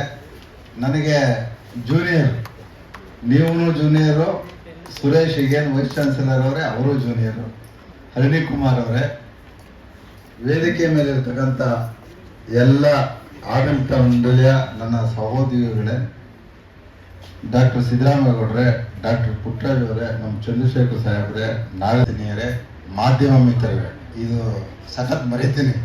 ಇವತ್ತು ನಿಮ್ಮ ಮುಖ ನೋಡ್ಕೊಂಡು ಮರೆಯಬಾರ್ದು ಅಂತ ಡಿಸೈಡ್ ಮಾಡ್ಕೊಂಡು ಬಂದಿದ್ದೆ. ಎಲ್ಲ ಈ ಸಂಸ್ಥೆಯ ಬೆಳವಣಿಗೆಯಲ್ಲಿ ನೀವೆಲ್ಲ ಭಾಗಿಯಾಗಿದ್ದೀರಾ, ಎಲ್ಲ ಮಾಧ್ಯಮ ಮಿತ್ರರೇ. ಹೆಚ್ಚಿನದಾಗಿ ಇಡೀ ಸ್ಟೇಟಿಂದ ನನಗೆ ಬಂದ ಮಾಹಿತಿ 29 ಜಿಲ್ಲೆಯಿಂದ ಬಂದು ಇಲ್ಲಿ ಸೇರಿದ್ದಾರೆ. 100 ತುಳುರಲ್ಲಿ 29 ಜಿಲ್ಲೆ, ಅಲ್ಲಿ ಬೀದರಿಂದ ಹಿಡಿದು ಕೋಲಾರದವರೆಗೂ ಬಂದಾರೆ. ಇವತ್ತು ಎಷ್ಟೋ ತಂದೆ ತಾಯಿಯರು ಬಂದಿದ್ದಾರೆ, ಅವ್ರನ್ನು ನಾನು ಬರಮಾಡಿಕೊಂಡು ಇವತ್ತೊಂದು ದಿವಸ ನೀವು ಕರಿಯಪ್ಪನವ್ರದ್ದು ಡಾಕ್ಯುಮೆಂಟ್ರಿ ನೋಡಿದ್ರಿ. ನಾವು ಅದನ್ನ ಹಾಕೋದು ಅಂತಂದ್ರೆ, ನೀವು 29 ಜಿಲ್ಲೆಯಿಂದ ಬಂದಾಗ ಈ ಬೆಂಗಳೂರು ದಕ್ಷಿಣ ಜಿಲ್ಲೆ ಅಕ್ಕಪಕ್ಕದವ್ರು ಗೊತ್ತಿರ್ಬೋದು. ಬಹುಶಃ ನೀವು ನಾರ್ತ್ ಪಾರ್ಟ್ ಆಫ್ ಕರ್ನಾಟಕ ಹೋದ್ರೆ ಅವ್ರಿಗೂ ಕರಿಯಪ್ಪನವ್ರು ಅಂತ ಗೊತ್ತಿರಲ್ಲ. ಸೊ ಕರಿಯಪ್ಪನ ಏನು, ತ್ಯಾಗ ಏನು, ಈ ಸಂಸ್ಥೆ ಹೆಂಗ್ ಬೆಳೆದಿದೆ, ಈ ಸಂಸ್ಥೆ ಏನ್ ಗುರಿ ಕೆಲಸ ಮಾಡ್ತಿದ್ದ ಫಸ್ಟ್ ತಿಳುವಳಿಕೆ ಬರಲಿ ಅಂತ ಡಾಕ್ಯುಮೆಂಟ್ರಿ ನೀವೆಲ್ಲ ನೋಡಿದ್ದೀರ. ನಾನು ಅಧ್ಯಕ್ಷ ಆಗಲ್ಲ, ನಾನು ಈ ಸಂಸ್ಥೆ ಹಿನ್ನೆಲೆ ಕರಿಯಪ್ಪನವ್ರು ನೋಡ್ಬೇಕು. ನಾನು ಇದೆ ಅವ್ರಿಗೆ ಹಾಸ್ಟೆಲ್ ಇದ್ದಂಗೆ ನಾನು ಹಾಸ್ಟೆಲ್ ಇದ್ದೆ. ಸೊ ಇದು ಬೆಳೆದು ಬಂದಾರೆ ನಾನು ಚೆನ್ನಾಗಿ ಗೊತ್ತಿದ್ದೆ. ಹಾಗಾಗಿ ಒಂದು ಒಳ್ಳೆ ಕರಿಯಪ್ಪನ ಹೆಸರಲ್ಲಿರುವಂಥ ಒಂದು ವಿದ್ಯಾಸಂಸ್ಥೆಗೆ BACG ಮಾಡಕ್ಕೆ ನೀವೆಲ್ಲರೂ ಬಂದಿದ್ದೀರಾ. ನಿಮ್ಮ ತಂದೆ ತಾಯಿಯರು ನಿಮ್ಮನ್ನು ಬಿಡ್ತಾವ್ರೆ ಇವತ್ತು. ಬಹುಶಃ ನಾನು ಮೊದಲನೇದಾಗಿ ಒಬ್ಬ ಅಧ್ಯಕ್ಷನಾಗಿ, ಸಂಸ್ಥೆ ಅಧ್ಯಕ್ಷನಾಗಿ ತಮ್ಮೆಲ್ಲರನ್ನು ನಾನು ಆಧಾರದಿಂದ ನಾನು ಸ್ವಾಗತ ಮಾಡೋಕ್ಕೆ ಇಷ್ಟಪಡ್ತೀನಿ. ಒಂದು ಸ್ವಲ್ಪ ಸಿದ್ದರಾಮಯ್ಯ ಅವರು ಹೇಳ್ತಿದ್ರು, ನಮ್ಮ ಅಧ್ಯಕ್ಷರು ಹೇಳ್ತಾರೆ ಅಂತ ಅಲ್ಲೇ ನೋಡಿದ್ದೀರಾ. ಆದರೆ ಇನ್ನೂ ಒಂದು 2-3 ವಿಚಾರ ಸಂಸ್ಥೆ ಬಗ್ಗೆ, ಕರಿಯಪ್ಪನವ್ರ ಬಗ್ಗೆ ಹೇಳಿ ನನ್ನ 2 ಮಾತನಾಡೋಕ್ಕೆ ಇಷ್ಟಪಡ್ತೇನೆ. ಕರಿಯಪ್ಪನವರು ಅಂತಂದರೆ ಅವರು ಹಳ್ಳಿಯಿಂದ ಬಂದವರು, ವಿದ್ಯೆ ಕಲಿಲೇಬೇಕು ಅಂತ ಆಸಕ್ತಿ ಇದ್ದವರು. ಅವತ್ತು ವ್ಯವಸ್ಥೆ ಇಲ್ಲದೆ ಇರುವಂಥ ಸಮಾಜದಲ್ಲಿ ಅವರ ಆಸಕ್ತಿ ಒಂದು, ಗುರಿ ಒಂದಿತ್ತು ಅವ್ರಿಗೆ. 1922ನೇ ಇಸ್ವಿ ಬ್ರಿಟಿಷ್ ಆಡಳಿತದ ಕಾಲ. ಆವಾಗ ಇಡೀ ಕನಕಪುರ ತಾಲೂಕಿಗೆ ಫಸ್ಟ್ ಡಿಗ್ರಿ ಹೋಲ್ಡ್ರು, ಫಸ್ಟ್ ಮಹಾರಾಜ ಕಾಲೇಜಲ್ಲಿ ಡಿಗ್ರಿ ಮಾಡಿದವರು. ಆವತ್ತು ನಿಮಗೆಲ್ಲ ಗೊತ್ತಿರಬೇಕು, ಕೆಲವು ಗೊತ್ತಿಲ್ಲ, ನಮ್ಮ ಹುಡುಗರು ಗೊತ್ತಿರ್ತದೆ. ಇದು ಕನಕಾನಹಳ್ಳಿ ಅಂತ ಇತ್ತು, ಕನಕಪುರ ಅಲ್ಲ, ಇದು ನಿಜವಾಗ್ಲೂ ಹಳ್ಳಿನೇ ಆಗಿತ್ತು. ಇದರಲ್ಲಿ ಏನಂತಂದ್ರೆ ದೊಡ್ಡ ತಾಲೂಕು, ಈಗ 2 ಮಾಡವ್ರೆ. ಆ ದೊಡ್ಡ ತಾಲೂಕು ಹೆಚ್ಚಿನ ರೀತಿಯಲ್ಲಿ ತಮಿಳುನಾಡು ಬಾರ್ಡರ್, ಭಾರಿ ಇಂಟೀರಿಯರ್ ವಿಲೇಜಸ್ ಇದ್ದಂತ ಇದು ಕನಕಾನಹಳ್ಳಿನೇ ಆಗಿದ್ದಂಥ ಕಾಲದಲ್ಲಿ ಕರಿಯಪ್ಪನವ್ರು ಅಂತವ್ರು ದೇವ್ರು ಸೃಷ್ಟಿ ಮಾಡಿಕೊಟ್ರು. ಬಹುಶಃ ಅವರು ಅವಾಗ 22ನೇ ಇಸ್ವಿಲಿ ಡಿಗ್ರಿ ಮಾಡೋರು ಲೆಕ್ಕ ಕೊಡಿ. ಈಗ IAS IFS ಮಾಡ್ದಂಗೆ ಅವರು ಅಮಲ್ದಾರ್ ಆಗ್ಬೋದಾಗಿತ್ತು, DC ಆಗ್ಬೋದಾಗಿತ್ತು, ಡಿಸ್ಟ್ರಿಕ್ಟ್ ಕಲೆಕ್ಟರ್ ಆಗೋಗಿತ್ತು, ಬ್ರಿಟಿಷ್ ಕಾಲದಲ್ಲಿ ಆಗ್ಬೋದಾಗಿತ್ತು ಅವರು. ಬಟ್ ಅವ್ರ ಚಾಯ್ಸು ಕನಕಪುರ ತಾಲೂಕು ಹಿಂದುಳಿದಿದೆ, ಕನಕಾನಹಳ್ಳಿನ ಬದಲಾವಣೆ ಮಾಡಬೇಕು, ವಿದ್ಯೆ ಇಲ್ಲ, ವಿದ್ಯಾದಾನ ಮಾಡಬೇಕು, ನಾನೊಬ್ಬನೇ ವಿದ್ಯಾವನ್ನಾಗಿ ಮುಗಿದಲ್ಲ ನನ್ನ ಜೀವನ ಅಂತ ಹೇಳಿ ಅವ್ರು ಅಲ್ಲೇ ಡಿಟರ್ಮಿನೇಷನ್ ಅಲ್ಲೇ ತಗೊಂಡು ಮಹಾರಾಜ ಕಾಲೇಜಲ್ಲಿ ನಾನು ಹಳ್ಳಿಗೆ ಹೋಗ್ತೀನಿ, ಕನಕಾನಹಳ್ಳಿಗೆ ಹೋಗ್ತೀನಿ, ನಾನು ಶಾಲೆ ತೆರಿತೀನಿ, ನಾನು ಟೀಚರ್ ಆಯ್ತೀನಿ, ನಾನು ವಿದ್ಯೆ ಕಲಿಸ್ತೀನಿ ಅಂತ ಅಂದ್ಬಿಟ್ಟು 3 ಶೆಡ್ ಹಾಕೊಂಡು, ಏನು ಜಾಗ ನೋಡ್ತಾರೆ ಬೇರೆಯವ್ರ ಜಾಗ ಇದೆ. ಕರಿಯಪ್ಪನವ್ರು ಸಂಪಾದಿಸೋದಕ್ಕಿಂತ ದಾನದ್ದು ಹೆಚ್ಚದ, ಆಮೇಲೆ ಕರಿಯಪ್ಪನವ್ರು ಸಂಪಾದಿಸ 3 ಶೆಡ್ ಹಾಕೊಂಡು ಅವರೇ ಟೀಚರ್ ಆಗಿ ಅವರೇ ಪಾಠ ಹೇಳಿ. ಅವತ್ತು ವಿದ್ಯೆಗೆ ಏನಂತ ಅವೇರ್ನೆಸ್ ಇಲ್ಲ, ವಿದ್ಯೆ ಕಲಿಸ್ಬೇಕು ನಮ್ಮ ಮಕ್ಕಳಿಗೆ ಅನ್ನೋ ಒಂದು ವ್ಯವಸ್ಥೆ ಇದೆ, ಜ್ಞಾನ ಇದ್ದಾರಂತ ಕಾಲ. ಇವರೇ ಅವೇರ್ನೆಸ್ ಕ್ರಿಯೇಟ್ ಮಾಡಿ ಇವರೇ ಮಕ್ಕಳನ್ನ ತಂದು ಇವರೇ ಪಾಠ ಮಾಡಿ ಇವರೇ 3 ಶೆಡ್ಡಲ್ಲಿದ್ದು ಯಾರೋ ಕೊಟ್ಟದ್ದು ಒಂದು ರೂಮಲ್ಲಿ ಅವ್ರು ಜೀವನ ಮಾಡಿಕೊಂಡು ಈ ಶಾಲೆಯನ್ನ 1933ನಲ್ಲಿ ತೆಗೆದಂಥದ್ದು ಪ್ರೈಮರಿ ಸ್ಕೂಲ್ ದಯಾನಂದ ವಸತಿ ವಿದ್ಯಾಲಯ ಅಂತ. ಬಟ್ ಈಗ ಏನು ನಮಗೆ ಒಂದು ತೃಪ್ತಿ ಇದೆ ಈಗಿನ ಮ್ಯಾನೇಜ್ಮೆಂಟ್ಗೆ ಅಂದರೆ ಇದು ಜೊತೆ ಏನು ಮಾಡಿದ್ರು, ಇಲ್ಲಿ ಶಾಲೆ ತೆಗೆದ್ರು ಶಾಲೆಗೆ ಬರೋಕ್ಕಾಗಲ್ಲ. ಎಲ್ಲ ಬಾರ್ಡ್ರು ಹಳ್ಳಿಯಿಂದ ಬಸ್ ಇಲ್ಲ, ಗಿಸ್ ಇಲ್ಲ, ರೋಡ್ ಇಲ್ಲ. ಕೊನೆಗೆ ನನ್ನ ಮಕ್ಳಿಗೆ ವಿದ್ಯೆ ಕಲಿಸ್ಬೇಕಾದ್ರೂ ಮಕ್ಕಳೇ ಬರೋಕ್ಕೆ ವ್ಯವಸ್ಥೆ ಇಲ್ಲ ಅಂತ ಅಂದ್ಬಿಟ್ಟು ಆವಾಗ ಹೇಳ್ದಂಗೆ 1947 ಮಹಾರಾಜರಿದ್ದಾಗ ಆವಾಗ ಅದು 62 ಎಕರೆ ಇದೆ, 70 ಎಕರೆ ಎತ್ತರ ಇದೆ. ಒಂದು ಗಾಂಧಿ ಫಾರಂ ಅಂತ ಅಲಾಟ್ ಮಾಡಿಸ್ಕೊಂಡು ವಾರದಲ್ಲಿ 3-4 ದಿವಸ ಅಲ್ಲಿದ್ದು ಅಲ್ಲಿ ರಾಗಿ, ಭತ್ತ, ಕಾಳುಗಳು, ಹಸು ಸಾಕಿ ಅದನ್ನೆಲ್ಲ 3 ದಿವಸ ಅಲ್ಕಷ್ಟಪಟ್ಟು ಇಲ್ಲಿ 4 ದಿವಸ ಬಂದು ಇಲ್ಲಿ ಎಜುಕೇಶನ್ ಕೊಟ್ಕೊಂಡು ಹಾಸ್ಟೆಲ್ ಶುರು ಮಾಡಿದ್ರು. ಹಾಸ್ಟೆಲ್ ಶುರು ಮಾಡಿ ಅದು ಕರಿಯಪ್ಪನವ್ರ ಹಾಸ್ಟೆಲ್ ಅಂತ ಬೆಳೆದದ್ದು ಇದು ಹಿನ್ನೆಲೆ, ಇದು ಈ ಸಂಸ್ಥೆ ಹಿನ್ನೆಲೆ. ಇವತ್ತು ನಾನು ಯಾಕೆ ನೀವು ಒಳ್ಳೆ ಸಂಸ್ಥೆಗೆ ಸೇರಿದ್ದೀನಿ ಅಂತ ಹೇಳ್ತಾ ಇದ್ದೀನಿ. ಇವತ್ತು ಕರಿಯಪ್ಪನವ್ರ ಆಸೆ ಇತ್ತು, ಏನಪ್ಪ ಈ ಗಾಂಧಿ ಗೊತ್ತಿಲ್ಲ ಇನ್ನೊಂದು ಪಕ್ಕಾ ಗಾಂಧಿಯನ್ನು ಕರಿಯಪ್ಪನವರು. ಗಾಂಧಿ ಅಂದ್ರೆ ಭಾಷಣದಲ್ಲ, ಕೃತಿಲೂ ಅಷ್ಟೇ. ಅವರು ಸಾಯೋವರೆಗೂ ಗಾಂಧಿಯನ್ನಾಗೇ ಓದೋರು. ಅವರು ಏನು ತಗೋಗಿಲ್ಲ. ಅವರು ಈ ಸಂಸ್ಥೆಗೆ ಎಲ್ಲಾನು ವಿದ್ಯಾದಾನ ಮಾಡಿ ಬಿಟ್ಟು ಹೋದಿರ್ತಾವೆ. ಅವ್ರ ಆಸೆ ಇದ್ದದ್ದು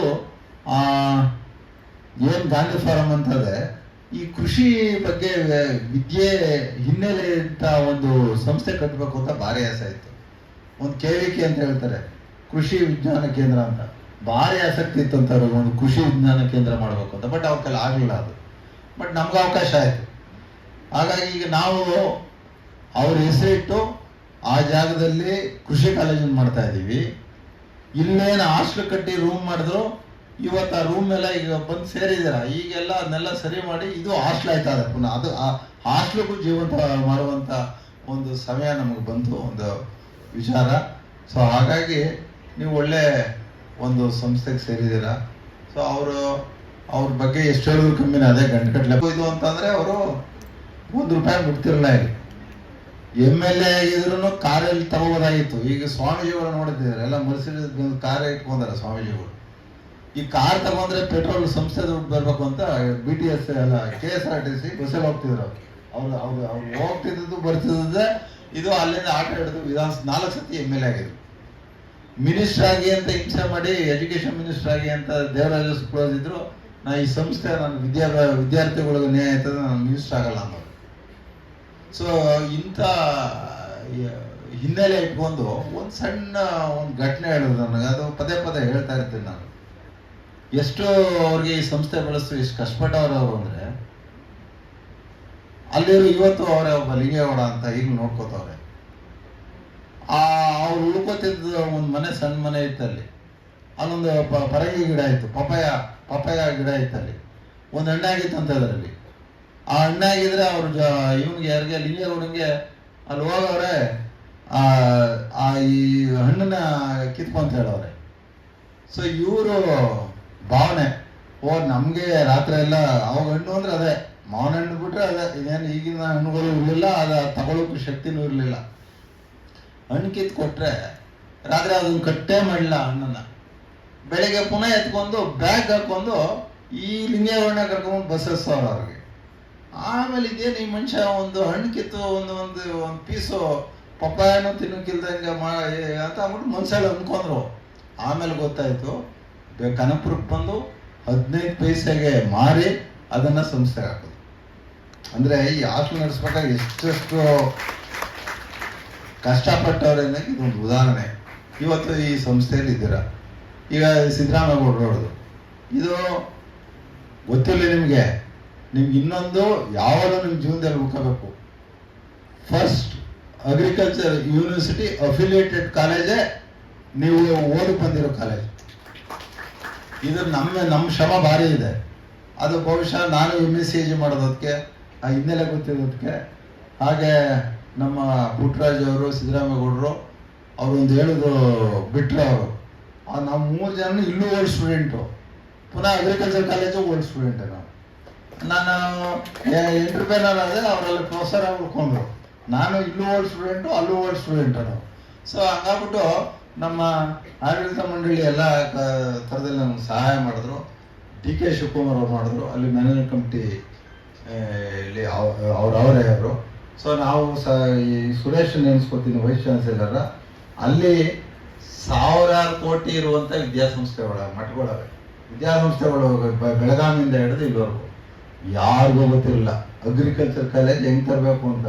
ಅವ್ರು ಹೇಳ್ತಾರೆ ನಿಮ್ಗೆ 2017 ಇತ್ತು, ತರೋಕ್ಕೆ ಅವಕಾಶ ಇತ್ತು ಸರ್, ಯಾರು ಗೊತ್ತಿಲ್ಲ ಸರ್. ಈಗೆಲ್ಲ ಮಾಡ್ತಾವ್ರೆ. ಈಗ ಈ ಶಾಮನೂರು ಶಿವಶಂಕರಪ್ಪ ಒಂದು ಅಪ್ಲೈ ಮಾಡವ್ರೆ. ಈಗ ಬೆಳಗಾವಿ ಕೋರೆ ಒಂದು ಮಾಡ್ಕೊಂಡ್ರು.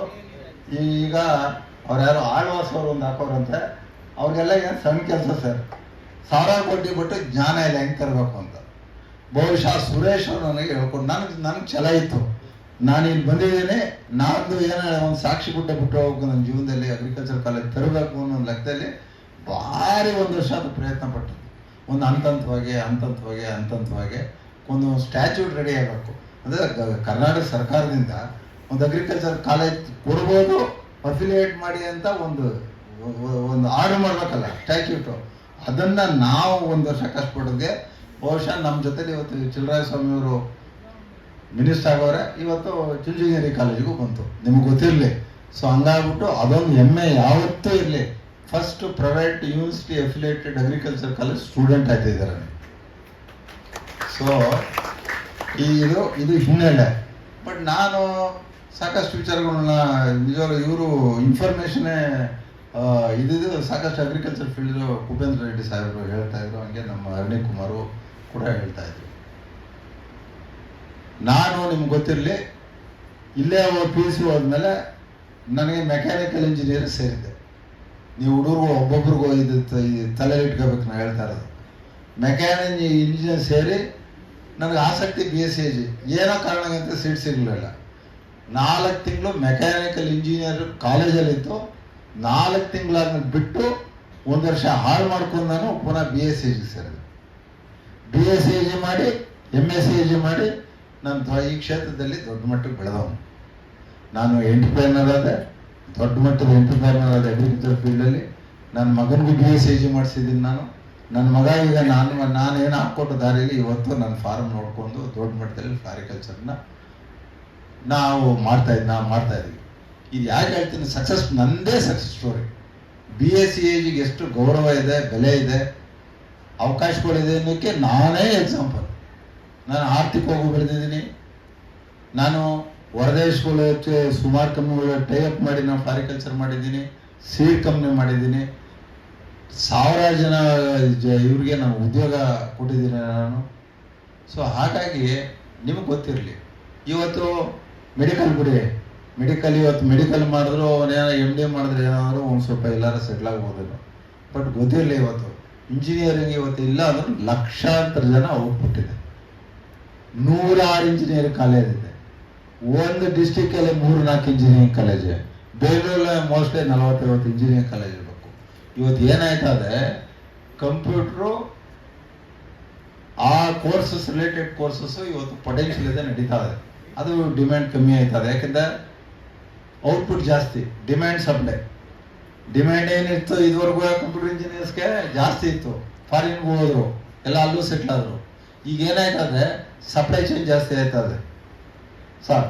ಈಗ ಹಂಗಾದ್ರೆ ಆಗೋಗಿದೆ. ಈಗ ಯಾವುದೋ ಸಿವಿಲ್ ಇಂಜಿನಿಯರು, ಸ್ಪೆಷಲಿ ಜಾಸ್ತಿ ಸಿವಿಲ್ ಇಂಜಿನಿಯರ್, ಕೆಲವೆಲ್ಲ ಈ ಎಲೆಕ್ಟ್ರಿಕಲ್ ಇಂಜಿನಿಯರ್ ಅವರು ಜಾಬ್ಗೆ ಸ್ಟ್ರಗ್ಲಿಂಗ್. 15,000 20,000ಕ್ಕೆ ಅಲ್ಲಿ ಕೆಲಸ ನೋಡ್ತಾ ಇದ್ದೀವಿ.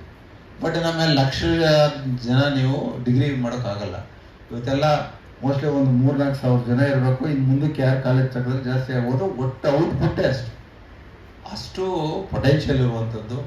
ನಾನು ನೋಡಿದ ಒಂದು ಫೀಲ್ಡಲ್ಲ ಇದು. ನಿಮ್ಗೆ ಗೊತ್ತಿರಲಿ, ನೀವು ಚೆನ್ನಾಗಿ ಓದಿ, ಇವೆಲ್ಲ ನಿಮ್ಮ ತಂದೆ ತಾಯಿರು ಬಂದವ್ರೆ. ನನಗೆ ಸುಮಾರು ಜನ ಪರಿಚಯ ಮಾಡ್ಕೊಬಂದರು. ಒಂದು ಸ್ವಲ್ಪ ಡೊನೇಷನ್ ಕಮ್ಮಿ ಮಾಡಿ ಅಂದರು. ನಾನು ವ್ಯವಸಾಯಗಾರ ಅನ್ನೋರು ಸುಮಾರು ಜನ ಬಂದರು. ನಾನು ಸಣ್ಣ ಪಣ್ಣ ಬಿಸ್ನೆಸ್ ಮಾಡ್ತಾ ಇದ್ದೀನಿ ಅಂತ ಬಂದರು. ಯಾರೋ ಒಂದು ದಾವಾದಲ್ಲಿ ಕೆಲಸ ಮಾಡ್ತಾ ಇದ್ದೀನಿ ಅಂತ ಬಂದಿದ್ರು ಯಾರೋ ಒಬ್ರು. ಹೀಗೆ ಭಾರಿ ಆರ್ಥಿಕವಾಗಿ ನಾನು ನೋಡ್ತಾ ಇದ್ದೀನಿ. ಶ್ರೀಮಂತರು ಇಲ್ಲಿ ನಾನು ನೋಡ್ತಾ ಇದ್ದೀನಿ. ನಲ್ಲಿ ಬಂದವರಲ್ಲಿ ಭಾರಿ ಶ್ರೀಮಂತರು ಮನೆತನದಿಂದ ಹುಡುಗರು ಬರ್ತಾ ಇಲ್ಲ. ಈಗ ಹೋದ ವರ್ಷನೂ ಹಂಗೆ ಆಯಿತು. ಇದು ಯಾಕೆ ಹೇಳ್ತಾ ಇದ್ದೀನಿ ಅಂದರೆ, ನೋಡಿ, ಯಾವುದೇ ಕಾರಣಕ್ಕೂ 4 ವರ್ಷ ಕಷ್ಟಪಟ್ಟು ಹೋದ್ರೆ ಶಾರ್ಟ್ ಕಟ್ಟೇ ಇಲ್ಲ. ನೀವು ಸಾಧನೆ ಮಾಡಬೇಕು ಅಂತ ಕಷ್ಟಪಟ್ಟರು ಮಾತ್ರ ನೀವು ಮುಂದೆ ಬರೋಕ್ಕಾಗ್ತದೆ. ಇಲ್ಲಿ BSc ಮಾಡಿದ್ರೆ ನೀವು ಎಲ್ಲ ಇಡೀ ಇಂಡಿಯಾದಲ್ಲಿ ಅದು ಕಾಂಪಿಟೇಟಿವ್ ಎಕ್ಸಾಮ್ ಬರ್ತದೆ. MSc ಎಲ್ಲಾರ ಮಾಡ್ಬೋದು, ಹಾಗೆ PhD ಎಲ್ಲಾರ ಮಾಡ್ಬೋದು. ಇವತ್ತು ಎಲ್ಲೆಲ್ಲಿ ಪೊಟೆನ್ಷಿಯಲ್ ಇದೆ. ಇವತ್ತು ಮೊದಲು ನಾನು ಓದ್ತಿದ್ದಾಗ ಒಂದೇ ಯೂನಿವರ್ಸಿಟಿ, 2 ಅಗ್ರಿಕಲ್ಚರ್ ಕಾಲೇಜ್ ಧಾರವಾಡದಲ್ಲಿ ಒಂದು. ಇವತ್ತು 7 ಯೂನಿವರ್ಸಿಟಿ ಆಗವೆ, ಸುಮಾರು 30-40 ಅಗ್ರಿಕಲ್ಚರ್ ಕಾಲೇಜ್ ಆಗಿದೆ. ಅಲ್ಲಿ ಫ್ಯಾಕಲ್ಟಿ ಬೇಕು, ಅಲ್ಲಿ ರಿಸರ್ಚ್ ಬೇಕು, ಸೈಂಟಿಸ್ಟ್ಗಳು ಬೇಕು, ಅದಕ್ಕೆಲ್ಲ ನಿಮ್ಗೆ ಅವಕಾಶ ಇದೆ.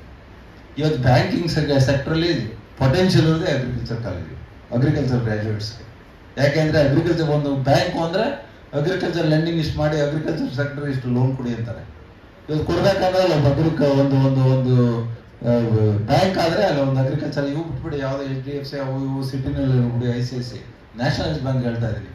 ಅಷ್ಟು ಪೊಟೆನ್ಷಿಯಲ್ ಇರೋದು ಅಗ್ರಿಕಲ್ಚರ್ ಸ್ಟೂಡೆಂಟ್ಸ್ಗೆ ನಿಮಗೆ ಬ್ಯಾಂಕಿಂಗ್ ಸೆಕ್ಟರ್ ಇದೆ. ಹಾಗೇನೆ ಇದೆಲ್ಲ ಒಂದು ಸೆಕ್ಟರ್ ಅದು ಪೆಸ್ಟಿಸೈಡ್ ಸೆಕ್ಟರ್ ಇದೆ, ಸೀಡ್ ಕಂಪ್ನಿಗಳಿವೆ. ಹಾಗೆ ಸೀಡ್ ಕಂಪ್ನಿ, ಪೆಸ್ಟಿಸೈಡ್ ಕಂಪ್ನಿ, ಸಾಕಷ್ಟು ಇದಿದೆ. ಯಾವುದು ಪೋಸ್ಟ್ ಹಾರ್ವೆಸ್ಟ್ ಏನಾರ ಮಾಡುವಂಥವು ಯೂನಿಟ್ಸ್ಗಳಿವೆ. ಈಗೆಲ್ಲ ಮೊದಲು ಇರಲಿಲ್ಲ, ಈಗೆಲ್ಲ ಮಾಲ್ಸ್ ಬಂದವೆ. ಈಗ ರಿಲಯನ್ಸ್ ಫ್ರೆಶ್ ಅಂದರೆ ಎಲ್ಲ ಅಗ್ರಿಕಲ್ಚರ್ ಗ್ರಾಜುಯೇಟ್ಸೇ, ಅದು ಪ್ರೊಕ್ಯೂರ್ ಮಾಡೋಕ್ಕೆ, ಅಲ್ಲಿ ಪ್ರೋಸೆಸ್ ಮಾಡೋಕ್ಕೆ ಎಲ್ಲ ಅಗ್ರಿಕಲ್ಚರ್ ಗ್ರಾಜುಯೇಟ್ಸೇ. ಈಗ ಇಡೀ ದೇಶದಲ್ಲಿ ಅದು ಈ ಫ್ರೆಶ್ ರಿಲಯನ್ಸ್ ಫ್ರೆಶ್ ಹಂಗೆ 108 ಥರದ ಇವತ್ತೆಲ್ಲ ಇದು ಎಲ್ಲ ಅಗ್ರಿಕಲ್ಚರ್ ಗ್ರಾಜುಯೇಟ್ ರಿಕ್ರೂಟ್ಮೆಂಟ್ ಇದೆ. ಅದು ನಿಮ್ಗಿರೋ ಪೊಟೆನ್ಷಿಯಲ್ ಹೇಳ್ತಾ ಸೋಷಿಯಲ್ ಆಗಿ ನಿಮ್ಗೆ ಏನೋ ಇದಿದೆ ಹೇಳ್ತಾರಲ್ಲ, ಇದು ನಾ ತಿಳಿದಂಗೆ ಟೀಚಿಂಗ್ ಪ್ರೊಫೆಷನ್ ಅಂದ್ರೆ ನೋಬಲ್ ಪ್ರೊಫೆಷನ್, ಅದಕ್ಕಿಂತ ಪ್ರೊಫೆಷನ್ ಇನ್ನೊಂದಿಲ್ಲ ಒಳ್ಳೆ ಟೀಚರ್ಗೆ. ನಾನು ಬಹುಶಃ ಅದು ಬಿಟ್ಟರೆ ನೆಕ್ಸ್ಟ್ ನೋಬಲ್ಲೇ ನೀವು ಅಗ್ರಿಕಲ್ಚರ್ ಗ್ರಾಜುಯೇಟ್. ಯಾಕೆ ನೀವು ಲಕ್ಷಾಂತರ ಜನ ರೈತರಿಗೆ ನಿಮ್ಮ ಜೀವನದಲ್ಲಿ ಸಹಾಯ ಮಾಡುವಂಥ, ಕಾಂಟ್ರಿಬ್ಯೂಟ್ ಮಾಡುವಂಥ ಅಗ್ರಿಕಲ್ಚರ್ ಅವಕಾಶ ಬರೋದೇ ನಿಮಗೆ. ಸೊ ಹಾಗೆ ಅಂಥ ನೋಬಲ್ ಕೋರ್ಸ್ಗೆ ನೀವು ಸೇರಿದ್ದೀರಾ. ಸೊ ಇದಕ್ಕೆ ಅವ್ರು ಇನ್ನೊಂದು ಇದು ಹೇಳಿದ್ರು, 14% ಇವತ್ತು GDP 6.5-7% ಬರ್ತದೆ ನಮ್ಮ ಇಂಡಿಯಾದಲ್ಲಿ ನಮ್ಮ ಗ್ರೋತು. ಬಟ್ 6-7%ಅಲ್ಲಿ 16-17% ಅಗ್ರಿಕಲ್ಚರ್ ಸೆಕ್ಟರ್ಗೆ ಕಾಂಟ್ರಿಬ್ಯೂಟ್ ಮಾಡ್ತಾರೆ. ಅಂದರೆ ಇದು ಇದರಲ್ಲೂ ಗ್ರೋತ್ ಇದೆ. ಆಮೇಲೆ ಎವ್ರಿ ಇಯರ್ 5% ಗ್ರೋತ್ ಏನೋ ನೋಡಿದ್ರೆ 5% ಗ್ರೋತು ಎವ್ರಿ ಇದು ಹಾರ್ಟಿಕಲ್ಚರ್ ಅಗ್ರಿಕಲ್ಚರ್ ಇಂದ 5% ಗ್ರೋತು. ಇದು ಎಲ್ಲಿ ಗ್ರೋತ್ ಇರ್ತದೆ ಅಲ್ಲಿ ಜಾಬ್ ಆಪರ್ಚುನಿಟಿ ಜಾಸ್ತಿ. ಎಲ್ಲಿ ಗ್ರೋತ್ ನೋಡ್ತೀವಿ ಅಲ್ಲಿ ನಿಮಗೆ ಪೊಟೆನ್ಷಿಯಾಲಿಟಿ ಜಾಸ್ತಿ ಇರ್ತದೆ. ಸೊ ಹಾಗಾಗಿ ಇನ್ನೊಂದು ಇದೆ ಇಲ್ಲಿ. ಈಗ 80% ಇತ್ತು ವ್ಯವಸಾಯ ಮಾಡೋರು, ಸ್ವತಂತ್ರ ಬಂದಾಗ 80% ಎಲ್ಲ ವ್ಯವಸಾಯ ಮಾಡ್ತಿದ್ದವರು. ಈಗ 62% ಬಂದಿದೆ. ಈಗೆಲ್ಲ ಸಿಟಿಗೆ ಹೋಗ್ತಾವ್ರೆ ಈಗ. ಆದ್ರೆ ಏನಾಗಿದೆ, ನಮ್ಮಲ್ಲಿ ಪ್ರೊಡಕ್ಷನ್ ನಾವು ಜಾಸ್ತಿ ಮಾಡಲೇಬೇಕು. ನಾವು ಬರೀ ನಮ್ಮ ಇದು ಬಂದಾಗ ಇವ್ರು ಹೇಳ್ತಿದ್ರು ಕುಪೇಂದ್ರ ರೆಡ್ಡಿ ಸಾಹೇಬರು, ಬರೀ 50 ಮಿಲಿಯನ್ ಟನ್ ನಾವು ಪ್ರೊಡ್ಯೂಸ್ ಮಾಡ್ತಿದ್ದು. ನಮಗೆ ಅದು ಬರ ಬಂದ 2 ವರ್ಷ ನಾವೆಲ್ಲ ಹೊರಗಡೆ ಅಮೆರಿಕದಿಂದ ಎಲ್ಲ ಉಳ್ತಿರುವಂಥ ಜೋಳ ಗಿಳ ಗೋಧಿನ ತರಿಸ್ಕೊಂಡು ಈ ಜನನ ಸಾಕದಂತ ಸರ್ಕಾರ ಅವತ್ತಿನ ಕಾಲದಲ್ಲಿ ಇದ್ಮೇಲೆ ಗ್ರೀನ್ ರೆವಲ್ಯೂಷನ್ ಬರೋದು. ಬಟ್ ಇವತ್ತು ಪರಿಸ್ಥಿತಿ ಏನಾಗಿದೆ ಅಂದರೆ 140 ಬಿಲಿಯನ್ ಪಾಪ್ಯುಲೇಷನ್ ಇದೆ. ಒಂದು ಕಡೆ ಊಟ ಮಾಡೋ ಬಾಯಿಗಳು ಜಾಸ್ತಿ ಆಯ್ತವೆ, ಇನ್ನೊಂದು ಕಡೆ ದುಡಿಯುವಂಥ ಕೈಗಳು ಕಮ್ಮಿ ಆಯ್ತಾ ಇದೆ. ಇದು 2050ಗೆ 50%ಗಿಂತ ಕಮ್ಮಿ ಬರ್ತದೆ ವ್ಯವಸಾಯ ತೊಡಸ್ಕೊಂಡವರು ಅಂತ ಇದು. ಹಾಗಾಗಿ ಒಂದಂತೂ ಬೇಕು. ಈಗ ಒಂದು ವಿಚಾರ ಏನಂದ್ರೆ, ನೀವು ಫಸ್ಟ್ ಇಯರ್ ಬಂದಿದ್ದೀರಾ, ಅವ್ರಿಗೆ ಗೊತ್ತಾಗ್ಬೋದು ಸೆಕೆಂಡ್ ಇಯರ್ ಅವ್ರಿಗೆ. ಇವತ್ತು ಮ್ಯಾಕ್ಸಿಮಮ್ ಎಕ್ಸ್ಪರ್ಟ್ ಆಗಿದೆ ಸಾಯಿಲ್ ಡಿಗ್ರೇಡೇಷನ್ ಜಾಸ್ತಿ ಆಗಿದೆ, ಫಲವತ್ತತೆ ಎಲ್ಲ ಕಮ್ಮಿ ಆಗಿದೆ. ನೀರನ್ನು ಎಷ್ಟು ಬೇಕೋ ಅಷ್ಟು ಎಕ್ಸ್ಪರ್ಟ್ ಮಾಡ್ಬಿಟ್ಟಿದ್ದೀವಿ ನಾವು. ಜಾಸ್ತಿ ಪೆಸ್ಟಿಸೈಡ್ಸ್ ಉಪಯೋಗಿಸಿದ್ದೀವಿ. ಸೊ ಹೆಂಗಾಗ್ಬಿಟ್ಟು ಕೆಲವು ಬೆಳೆದು ಈಗ ಇದರಲ್ಲೆಲ್ಲ ನೋಡಿದ್ರೆ, ನೀವು ಎಲ್ಲಿ ಮಂಡ್ಯದಲ್ಲಿ ನೋಡಿದ್ರೆ ಅಲ್ಲೇ ಅವರೇ ನಮ್ಮ ಇವರು ಅಡಿಕುಮಾರ್ 40-45% ಟನ್ ಬಂದಿದೆ ಕಬ್ಬು ಪ್ರೊಡಕ್ಷನ್. ಇದು 1 ಟನ್ 1 ಎಕರೆಗೆ. ಅದೇ ಇದು ಬಾಗಲಕೋಟೆ ವಿಜಯಪುರಕ್ಕೆ ಹೋದ್ರೆ 79 ಟನ್ ಬೆಳೀತಾವೆ. ಅಂದ್ರೆ ಮಂಡ್ಯದಲ್ಲಿ ಬೆಳೆದು ಹಾಕು ಇದು ನೀರು ಕಟ್ಟು ಭತ್ತ ಹಾಕು, ಭತ್ತ ಬೆಳಿ, ಅದು ಬಿಟ್ರೆ ಕಬ್ಬು ಬೆಳಿ. ಇವತ್ತು ಎಷ್ಟು ಬೇಕೋ ಅಷ್ಟು ಡಿಗ್ರೇಡೇಷನ್ ಆಗೋದೆ. ಇವಾಗ ವಾಟರ್ನ ಎಷ್ಟು ಡ್ಯಾಮ್ಗಳು ಮಾಡಬೇಕು ಎಕ್ಸ್ಪ್ಲೈಟ್ ಮಾಡೋ ಅದು ಆಗಿದೆ. ಸೊ ಹಂಗಾಗ್ಬಿಟ್ಟು ಈ ಪ್ರೆಷರ್ ಇದೆಲ್ಲ 140 ಕೋಟಿಗೆ ನಾವು ಪ್ರೊಡ್ಯೂಸ್ ಮಾಡಬೇಕಾದಂಥ ಅವಶ್ಯಕತೆ ರೈತರು ಬರ್ತದೆ. ರೈತರಿಗೆ ಹೆಂಗ್ ಬರ್ತದೆ? ಈ ಎಲ್ಲಾ ಸಮಸ್ಯೆಗಳಲ್ಲಿ ಅಗ್ರಿಕಲ್ಚರ್ ಗ್ರಾಜ್ಯುಯೇಟ್ಗೆ ಯಾವತ್ತಿದ್ರೂ ಬೆಲೆ ಇರ್ತದೆ. ಟೆಕ್ನಾಲಜಿ ಬೇಕಾಯ್ತದೆ, ಅಗ್ರಿಕಲ್ಚರ್ ಗ್ರಾಜ್ಯುಯೇಟ್ಸ್ ಇನ್ವಾಲ್ವ್ಮೆಂಟ್ ಬೇಕಾಯ್ತದೆ, ಅಗ್ರಿಕಲ್ಚರ್ ಗ್ರಾಜ್ಯುಯೇಟ್ಸ್ ನಿಮ್ಮಿಂದ ರಿಸರ್ಚ್ ಲೆವೆಲ್ ಜಾಸ್ತಿ ಆಗ್ಬೇಕಾಯ್ತದೆ, ನಿಮ್ಮಿಂದ ಟೀಚಿಂಗ್ ಲೆವೆಲ್ ಜಾಸ್ತಿ ಆಗ್ಬೇಕಾಯ್ತದೆ. ಹಿಂಗೆ ಈ ಮುಂದಕ್ಕೆ ಏನೇ ಬದಲಾವಣೆ ಆದರೂ, ಗ್ಲೋಬಲೈಸೇಷನ್ ಇಂದ ಬದಲಾವಣೆ, ಕಂಪ್ಯೂಟರೈಸೇಷನ್, ಡಿಜಿಟಲೈಸೇಷನ್ ಏನಾದ್ರು ಈ ಅಗ್ರಿಕಲ್ಚರ್ಗೆ ಏನಿದೆ ಅದಕ್ಕೆ ಈ ಅಗ್ರಿಕಲ್ಚರ್ ಪ್ರೊಡಕ್ಷನ್ ಇದೇ ಇದರಲ್ಲಿ ನಾವು ಮೇಲಿಟ್ಕೊಳ್ಬೇಕು ಅಂತಂದ್ರೆ ಬಹುಶಃ ಈ ನೀವು ಏನು ಓದ್ತೀರಾ, ನೀವು ಸೈಂಟಿಸ್ಟ್ ಆಯ್ತೀರಾ, ನೀವು ಟೀಚಿಂಗ್ ಓದ್ತೀರಾ, ಯಾವುದೋ ಸೀಡ್ ಕಂಪ್ನಿಗೆ ಸೇರ್ತೀರಾ, ಯಾರೋ ಫರ್ಟಿಲೈಸರ್ ಕಂಪ್ನಿಗೆ ಸೇರ್ತೀರಾ, ಯಾವುದೋ ಪೆಸ್ಟಿಸೈಡ್ ಕಂಪ್ನಿ. ಹಾಗಾಗಿ ನಿಮ್ದು ಕಾಂಟ್ರಿಬ್ಯೂಷನ್ನು ಈ ದೇಶದ ಇದು ಆರ್ಥಿಕತೆಗೆ ಅಗ್ರಿಕಲ್ಚರ್ ಸೆಕ್ಟರ್ ಬೆಳಕ್ಕೆ ಬೇಕೇ ಬೇಕಾಯ್ತದೆ. ಹಾಗಾಗಿ ಇದು ನಿಮ್ಮ ಕಾನ್ಫಿಡೆನ್ಸ್ ತರ ಕೇಳ್ತಾ ಇದ್ದೀನಿ. ನನ್ನಂದಪ್ಪ ನಾನು ಸುಮ್ಮನೆ ಆಗಿಲ್ಲ. ನಾನು ಮೆಕ್ಯಾನಿಕಲ್ ಇಂಜಿನಿಯರ್ ಬಿಟ್ಟು ನಾನು BSc MSc ಮಾಡಿ ನಿಮ್ಗೆ ಗೊತ್ತಿರಲಿಲ್ಲ, ನನಗೆ 2003 ಬೆಸ್ಟ್ ಹಾರ್ಟಿಕಲ್ಚರ್ ಸ್ಟೇಟ್ ಅವಾರ್ಡ್ ಬಂತು. ಆಮೇಲೆ ನೆಕ್ಸ್ಟ್ ಓವರ್ ಎಕ್ಸ್ಪೆಕ್ಟ್ ಮಾಡಿದೆ ಅಂತ ಅಂದ್ಬಿಟ್ಟು ನಾನು ಬನಾನಾ ಆಗ್ತಿದ್ದೆ 45,000. ನನಗೆ ಟ್ರಿಚಿನಲ್ಲಿ ಒಂದು ಇದಿದೆ, ಬನಾನಾ ರಿಸರ್ಚ್ ಸೆಂಟರ್ ಇದೆ, ಯಾವುದು ಸೆಂಟ್ರಲ್ ಗೌರ್ಮೆಂಟ್ದು. ಆ ವರ್ಷ ಬೆಸ್ಟ್ ಬನಾನಾ ಗ್ರೋ ಅಂತ ನನಗೆ ನ್ಯಾಷನಲ್ ಅವಾರ್ಡ್. ಇದು ನಾನು ಮಾಡಿದ ಸಾಧನೆ. ನಾನು BSc ನಾನು ಕಳೆದಿದ್ದೆ, ಮೆಕ್ಯಾನಿಕಲ್ ಇಂಜಿನಿಯರ್ ಆಗಿದ್ರೆ ಯಾರೋ ಹೋಗಿ ಏನೋ ಯಾರೋ ಚೀಫ್ ಇಂಜಿನಿಯರ್ ಆಗಿ ಮ್ಯಾಕ್ಸಿಮಮ್ ರಿಟೈರ್ಡ್ ಆಯ್ತಿದ್ ನಾವು. ಸೊ ನಾನು ಜೀವನದಲ್ಲಿ ಸಾಧನೆ ಮಾಡೋನು. ಇಲ್ಲೇ ಎಲ್ಲರೂ ಸಾಧನೆ ಮಾಡ್ಬೋದು ಅನ್ನೋಕ್ಕೆ ನಾನೇ ಒಂದೊಂದು ಎಕ್ಸಾಂಪಲ್ ಯಾಕೆ ಹೇಳ್ತಾ ಇದ್ದೀನಿ ಅಂದ್ರೆ, ಈ RS ಓದಿ RS ಅಧ್ಯಕ್ಷ ಕೆಲಸ ಮಾಡ್ತಾ ಇದ್ದೀನಿ. BSc ಓದಿ ಒಂದು BSc ಕಾಲೇಜ್ ತರೋಕೆ ನಮ್ಮ ಮುಖ್ಯ ಕಾರಣ ಅದೇ. ಇವನ್ನೆಲ್ಲ ಸಹಾಯದಿಂದ ನಾನು ನಮ್ಮದೇ ಸಾಧನೆ ನಿಮ್ಗೆ ಅಂತ ಹೇಳ್ಕೊತಾ ಇದ್ದೀವಿ. ಇಲ್ಲಿ ಮೋಟಿವೇಟ್ ಮಾಡೋಕೆ ಹೇಳ್ತಾ ಇದ್ದೀನಿ ನಾನು. ಹಾಗಾಗಿ ಇವತ್ತಿಂದ ಶುರುವಾಗುತ್ತೆ. ಎಲ್ಲ ಸಣ್ಣ ಪಣ್ಣ ಹಾಸ್ಟೆಲ್ಗೆ ಇಷ್ಟೆಲ್ಲ ರೆಡಿ ಮಾಡಿಸ್ತಾ ಇದ್ದೀವಿ. ಹೆಣ್ಮಕ್ಳು ಹಾಸ್ಟೆಲ್ಗೆ ಏನು ತೊಂದರೆ ಇಲ್ಲ, ಚೆನ್ನಾಗಿದೆ. ಇಲ್ಲೂ ರೆಡಿ ಮಾಡಿಸ್ತಾ ಇದ್ದೀವಿ. ಫಸ್ಟ್ ಒಂದು ವಾರ ಸೆಟ್ಲ್ ಆಗೋವರೆಗೂ ಸಣ್ಣ ಪಣ್ಣ ಇದಾಗ್ಬೋದು. ಅದಕ್ಕೆಲ್ಲ ನಮ್ಮವ್ರು ಅವರೇ ನಿಮ್ಮನ್ನೆಲ್ಲ ಕಂಫರ್ಟಬಿಲಿಟಿ, ನಿಮ್ಮ ಊಟದ ವ್ಯವಸ್ಥೆ.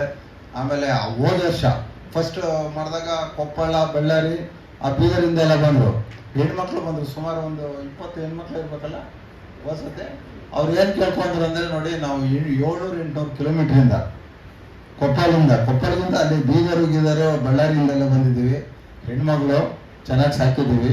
ನೀವು ತಂದೆ ಜಾಗದಲ್ಲಿ ನಿಂತ್ಕೊಂಡು ನಮ್ಮ ಮಕ್ಕಳುಗಳು ನೋಡ್ಕೊಳ್ಬೇಕು ಅಂತ ಒಬ್ಬ ಪೇರೆಂಟ್ ಕೇಳಿದಾಗ ಇಂಟ್ರಾಕ್ಷನಲ್ಲಿ ನಾವು ಕೇಳ್ಕೊಂಡ್ರು. ಅದೇ ಥರ ಅದು ಯಾರು 40 ಮಕ್ಕಳುಗಳು ಸೇರಿದ್ರು, ನಮ್ಮ ಮಕ್ಕಳುಗಳ ಥರ ನಾವು ನೋಡ್ಕೊಂಡು ಬೆಳೆಸಿರುವಂಥದ್ದು. ಇವತ್ತು 110 ಜನ ಯಾಕೆ ಸೇರಿದ್ರು, ಇಷ್ಟು ಇದೆ ವಿಶ್ವಾಸ ಇಟ್ಟು ಅಂದರೆ, ನಾನು ಪರಿಚಯ ಇಲ್ಲ, ಕರಿಯಪ್ಪನ ಪರಿಚಯ ಇಲ್ಲ ನಿಮಗೆ, ನಾನು ಕರ್ನಾಟಕದ. ನೀವು ಯಾಕೆ ಸೇರಿದ್ರು ಅಂದರೆ, ಪಾಪ ಆ 40 ಮಕ್ಕಳೇನೆ ಈ ಶಾಲೆ ಹೆಂಗೆ, ಕಾಲೇಜ್ ಹೆಂಗೆ ನಡೀತು, ಹೇಗಿದೆ, ಕ್ವಾಲಿಟಿ ಆಫ್ ಎಜುಕೇಶನ್ ಇದೆ, ನಮ್ಮನ್ನ ಹೆಂಗೆ ನೋಡ್ಕೊಂಡವ್ರೆ ಅಂತ ಬಹುಶಃ ಅವರೇ ಅಂಬಾಸಿಡರ್ಸ್ ಆಗಿ ಎಲ್ಲ ಹೇಳಿ ಈ ವಿಶ್ವಾಸ ಇಟ್ಟು ಬರುವಂಥ ಇದು ನಮ್ಗೆ ಆಯ್ತು. ತುಂಬ ಸಂತೋಷ ಆಯ್ತು, ಇಷ್ಟು ಜನ ಬಂದಿದ್ದೀರಾ. ಈಗಲೂ ಅಷ್ಟೇ, ಈಗಲೂ 40 ಜನ ಏನೋ ಹೆಣ್ಮಕ್ಳವ್ರೆ ಅಂತ ಹೇಳಿದ್ರು. ಸೊ ನೀವು ಯಾರು ಪೇರೆಂಟ್ಸ್ ಇದ್ದಾರೋ, ನಮ್ಮ ಹೆಣ್ಮಕ್ಳುಗಳೇ ನಮ್ಮೆಲ್ಲ ಸ್ಟೂಡೆಂಟ್ ಸರಾಗವ್ರೆ. ನಿಮ್ಮ ಮಕ್ಕಳುಗಳನ್ನೆಲ್ಲ ಸುರಕ್ಷಿತವಾಗಿ ಇಡೋಕ್ಕೆ, ಅವ್ರು ಒಳ್ಳೆ ದಾರಿಯಲ್ಲಿ ಹೋಗೋಕ್ಕೆ ನಾವು ಎಲ್ಲ ಥರದಲ್ಲಿ ಮಾಡ್ತೀವಿ. ಅದನ್ನ ನಮ್ಮ ಮೇಲೆ ವಿಶ್ವಾಸ ಇಡಿ ಅಂತ ಹೇಳ್ತಾ, ನಾನು ಮಕ್ಳಿಗೆ ಕೇಳೋದು ಇಷ್ಟೇ, ಈ 4 ವರ್ಷ ಕಷ್ಟಪಡಿ, ನಿಮಗೆಲ್ಲ ಅನುಕೂಲ ಮಾಡಿಕೊಡ್ತೀವಿ. ಅಲ್ಲಿ 35 ಕೋಟಿ ರೂಪಾಯಿ ಬಿಲ್ಡಿಂಗ್ ಈಗ ಶುರು ಮಾಡಿದ್ದೀವಿ. ಮೇ ಬಿ ಇನ್ನೊಂದು ವರ್ಷಕ್ಕೆ ಒಂದು 2 ಫ್ಲೋರ್ ತೆಗೆದು ಅಲ್ಲಿಗೆ ಶಿಫ್ಟ್ ಮಾಡ್ತೀವಿ. ಇನ್ನೊಂದು 2-3 ಸೆಮಿಸ್ಟರ್ ಅಲ್ಲಿ ಹೋಗುತ್ತೆ. ಬಟ್ ನೀವು ಶ್ರದ್ಧೆಯಿಂದ ಇರಬೇಕು, ನಿಮ್ಮಲ್ಲಿ ಶಿಸ್ತಿರ್ಬೇಕು, ಭಾರಿ ಶಿಸ್ತಿರ್ಬೇಕು. ನಾನು ನೋಡ್ತಾ ಇದ್ದಂಗೆ ನಿಮ್ಮ ತಂದೆ ತಾಯಿಗಳು ಎಷ್ಟು ಕಷ್ಟಪಟ್ಟು ನಿಮ್ಮನ್ನ ಭವಿಷ್ಯ ರೂಪಿಸ್ಬೇಕು ಅಂತ ನಿಮ್ಗಿಂತ ಅವ್ರ ಗುರಿ ಇಟ್ಕೊಂಡು, ಅವರ ಆರ್ಥಿಕವಾಗಿ ಏನೋ ಒತ್ತಡ ಇದ್ರು ತಂದು ನಿಮ್ಮನ್ನೆಲ್ಲ ಕಷ್ಟಪಟ್ಟು ಇಲ್ಲಿ ಓದಿಸೋಕೆ ತಂದ್ಬಿಟ್ಟು ಹೋಗ್ತಾವ್ರೆ. ಅವ್ರಿಗೆ ಅವ್ರ ವಿಶ್ವಾಸಕ್ಕೆ ಧಕ್ಕೆ ಬರ್ದಂಗೆ ನೀವು ನಡ್ಕೋಬೇಕು. ಡೈವರ್ಷನ್ ಬೇಡ. ಮೊಬೈಲ್ ಎಷ್ಟು ಉಪಯೋಗೋ ಉಪಯೋಗಿಸಿ. ನಮ್ಮವರವರೇ ಎಕ್ಸಾಮ್ ಬಂದರೆ 8 ಗಂಟೆವರೆಗೂ ಲೈಬ್ರರಿ ಕುಂಡಿಸಿ ತಂದೆ ತಾಯಿರು ಅವ್ರ ಮಕ್ಳು ಮಾಡ್ತಾರೆ ಟ್ಯೂಷನ್ನು. ತಪ್ಪರೆ ಮಕ್ಳುಗಳಿಗೆ ಇದು ಮಾಡ್ಕೊಡ್ತಾರೆ, ಹೋಮ್ವರ್ಕ್ ಮಾಡ್ಕೊಡ್ತಾರೆ ತಂದೆ ತಾಯಿರು ಸಿಟಿಗಳಲ್ಲಿ. ಆ ಕೆಲಸ ಇವ್ರು ನಮ್ಮ ಫ್ಯಾಕಲ್ಟಿ ಅವರೆಲ್ಲ 8 ಗಂಟೆವರೆಗೂ ಎಕ್ಸಾಮ್ ಟೈಮಲ್ಲಿ ಮಾಡಿದ್ರು. ಇವತ್ತು 7 ಕಾಲೇಜ್ ಇದೆ, ಗೊತ್ತಿರಲಿ 3-4 ಕಾಲೇಜನ್ನ ಇದಕ್ಕೆ ಹಾಕಿದ್ವಿ ನಾವು. GKVKಯಲ್ಲಿ ಈಗ ಅವ್ರ ಮಂಡ್ಯದಲ್ಲಿ ಎಲ್ಲ ಏನಾಯ್ತದೆ, ನಿಮ್ಮಲ್ಲೆಲ್ಲ 90% ಮೇಲೆ ನಿಮ್ಮ ಮಂಡ್ಯದಲ್ಲಿ ಜಾಸ್ತಿ ಬಂದಿದೆ ಈ ಇದರಲ್ಲಿ ಫಸ್ಟ್ ಸೆಮಿಸ್ಟ್ರಲ್ಲಿ. ಅವ್ರಿಗೊಂದು ಅಡ್ವಾಂಟೇಜ್ ಇದೆ, 90% ಮೇಲಿರೋ ಅಲ್ಲಿ ಹೋಗೋರೆ. ಹೋಸತಿ ನಮ್ಮಲ್ಲಿ 50 ಅದ್ರ ಮೇಲೆ 55, 60, 70% ಮೇಲೆ ಇರೋರು. ಕೊನೆಯಲ್ಲಿ ಕೊಟ್ಟದ್ದು 4ನೇ CET ಇದ್ರನ್ನ ನಮ್ಗೆ ಕೊಟ್ಟದ್ದು. ಆದ್ರೆ ನಾವು 3 ಕಾಲೇಜನ್ನ ಹಿಂದೆ ಹಾಕಿ ನಾವು ಮುಂದೆ ಇದೀವಿ, ಲೆಕ್ಕ ಹಾಕೊಳ್ಳಿ. ರಿಸಲ್ಟ್ ಅಲ್ಲಿ ಬಹುಶಃ ಈ ಸತಿ ಇನ್ನೂ ಎಕ್ಸ್ಪೆಕ್ಟ್ ಮಾಡ್ದವ್ರೆ. ಅದರಲ್ಲಿ ಒಂದಷ್ಟು ಜನ ಐಡೆಂಟಿಫೈ ಮಾಡವ್ರೆ, ಅದರಲ್ಲಿ ಪೊಟೆನ್ಷಿಯಲ್ ಇರುವಂತ ಮಾಡೋರೆ. ಒಂದು 4-5 ಜನ ಗೋಲ್ಡ್ ಮೆಡಲ್ ತಗೊಳ್ಳುವಂತ ಪೊಟೆನ್ಷಿಯಲ್ ಇರುವಂತ ಅವ್ರಿಗೆ ಸ್ಪೆಷಲ್ ಆಗಿ ತಯಾರಿ ಮಾಡ್ತಾ ಇರುವಂತ ಕೆಲಸ ಮಾಡ್ತಾ ಇದೀವಿ. ಹಾಗೆ ನಾವು ಯಾವುದು ನೀವು ಸಹಕಾರ ಕೊಡ್ಬೇಕು. ಈಗ ಒಂದ್ ಕಡೆ ಪೇರೆಂಟ್ಸ್ ವಿಚಾರ ಹೇಳಿದ್ದೀನಿ, ಒಂದ್ ಕಡೆ ನಮಗೂ ಅಷ್ಟೇ. ಈ ಕರಿಯಪ್ಪನವರು ಹಿನ್ನೆಲೆ ಎಲ್ಲ ಸಂಸ್ಥೆಲಿ ನಾವು ಏನೋ ಒಂದು ದುಡ್ಡು ತಗೊಂಡು ಏನೋ ಒಂದು ಡಿಗ್ರಿ ಕೊಟ್ಟು ಕಳಿಸೋದು ಮಾತೇ ಇಲ್ಲ. ಪ್ರಾಮಾಣಿಕ ವಿದ್ಯಾದಾನ ಕೃಷಿ ಕ್ಷೇತ್ರದಲ್ಲಿ ನಾವು ಮಾಡಿದ್ರೆ ಕರಿಯಪ್ಪನವರು ಕೊಡೋ ಗೌರವ. ನಾನಾಗ್ಬೋದು, ಫ್ಯಾಕಲ್ಟಿಯರ್ ಆಗೋದು, ಆ ಕೆಲಸ ಮಾಡ್ತೀವಿ. ಮುಂದೆ ನಿಮ್ಮ ಜೊತೆ ಇರ್ತೀವಿ. ಹಾಗಾಗಿ ನೀವು ಹೆಚ್ಚಿನ ರೀತಿಯಲ್ಲಿ ಸಹಕಾರ ಕೊಡಬೇಕು. ಈಗ ಹೊಸದಾಗಿ ಕಾಲೇಜ್ ಆಗಿರೋದ್ರಿಂದ ಸಣ್ಣ ಪಣ್ಣ ಕೊರತೆಗಳು ಹೋಗಿ ಇರ್ತವೆ, ಅದಕ್ಕೇನು ಗಾಬರಿ ಆಗಬೇಡಿ. ಏನಿದ್ರು ನಿಮ್ದು ಕಷ್ಟ ಇದ್ರೆ ನಿಮ್ಮ ಅಸಿಸ್ಟೆಂಟ್ ಪ್ರೊಫೆಸರ್ ಅವರೇ, ಡೀನ್ ಅವರೇ, ಅಡ್ಮಿನಿಸ್ಟ್ರೇಟರ್ ಅವ್ರು ಹೇಳಿ ಅದನ್ನೆಲ್ಲ ನಾವು ಪರಿಗಣಿಸಿ ನಿಮ್ಮನ್ನ ಒಳ್ಳೆ ಕಾಲೇಜನ್ನ ಬಂದು ಹೋಗ್ಬೇಕು. ನಾನು ಒಳ್ಳೆ ಕಾಲೇಜ್ ಸೇರೋದೆ 90-95% ತಗೊಂಡೆ. ನಾನು GKVK ಸಿದ್ಧತೆ ಬೇಕು ಅಂತಿದ್ದವರು ಇಲ್ಲ, GKVKಗಿಂತ ನಾನು ಕನಕಪುರ ಕರಿಯಪ್ಪನವ್ರ ಕಾಲೇಜಲ್ಲಿ ಓದಿರೋದು ನಾನು ನಿಜವಾಗ್ಲೂ ಒಳ್ಳೆ ಕಾಲೇಜಿಗೆ ಸೇರಿದೆ ಅಂತ ಈಗಾಗಲೇ ಅನಿಸಿದೆ ಫಸ್ಟ್ ಇಯರ್ ಅವ್ರಿಗೆ. ಅದೇ ಭಾವನೆ ಮೇಲೆ ನೀವು ಹೋಗುವಂಥ ವ್ಯವಸ್ಥೆ ನಾವು ಮಾಡ್ತೀವಿ ಅಂತ ನಿಮಗೆಲ್ಲ ಶುಭವನ್ನು ಕೋರಿ, ಮತ್ತೊಮ್ಮೆ ಪೇರೆಂಟ್ಸ್ ಬಂದಿದ್ದಾರೆ, ಅವ್ರಿಗೆ ನಾವು ಒಂದು ಮ್ಯಾನೇಜ್ಮೆಂಟ್ ಪರವಾಗಿ ನಿಮ್ಮ ಮಕ್ಕಳ ಜೊತೆ ನಾವಿದ್ದೀವಿ. ನಿಮ್ಮ ಗುರಿನೇ ನಮ್ಮ ಗುರಿ ಅಂತ ಹೇಳ್ತಾ, ನನ್ನ ಗುರಿ ನೀವು ಮ್ಯಾನೇಜ್ಮೆಂಟ್ ಗುರಿ, ನಿಮ್ಮ ಗುರಿನೇ ಈ ಮಕ್ಕಳದು ಗುರಿ ಆದಾಗ ಸುಲಭವಾಗಿ ಹೋಗುತ್ತೆ. ಆ ಕೆಲಸ ನೀವು ಮಾಡ್ತೀರಾ ಅಂತ ಹೇಳಿ ನಾನು ಕೊನೆಯದಾಗಿ ಇಬ್ರಿಗೂ ಥ್ಯಾಂಕ್ಸ್ ಹೇಳ್ಬೇಕು. ಉಪೇಂದ್ರ ರೆಡ್ಡಿ ಸಾಹೇಬರು ನನಗೆ ಗೊತ್ತಿಲ್ಲ, ನನಗೆ ಕೇಳಿದ್ದೀನಿ, ಪರಿಚಯ ಇಲ್ಲ. ಯಾವುದೋ ಹಿಂಗೆ ಕಾಮನ್ ಫಂಕ್ಷನ್ಲಿ ಹೋದಾಗ ಸರ್ ನಾನು RS ಪ್ರೆಸಿಡೆಂಟ್ ಅಂತ ನಾನು ಪರಿಚಯ ಮಾಡ್ಕೋಬೇಕಲ್ಲ. ನಾನು ಇನ್ನೇನು ಹೇಳಿದ್ರು ಪರಿಚಯ ಆಗಲ್ಲ. ಸರ್ RS ಪ್ರೆಸಿಡೆಂಟ್ ಸರ್ ಅಂತೆ. ನಾನು ಅಲ್ಲೇ ಓದಿರೋದು ಅಂದರು. ನಾನು ಅಲ್ಲೇ ಇದ್ದಿದ್ದು, ಕರಿಯಪ್ಪನವ್ರ ಜೊತೆ ಇದ್ದಿದ್ದು, ತುಂಟಾಟ ಮಾಡಿದ್ದೀನಿ, ಕರಿಯಪ್ಪನವರ ಆಶೀರ್ವಾದ ಪಡೆದಿದ್ದೀರಿ ಅಂತ ಹೇಳಿ ಆಮೇಲೆ ನಮ್ಮ ಅವರ ಸಂಪರ್ಕ ಬೆಳೀತು.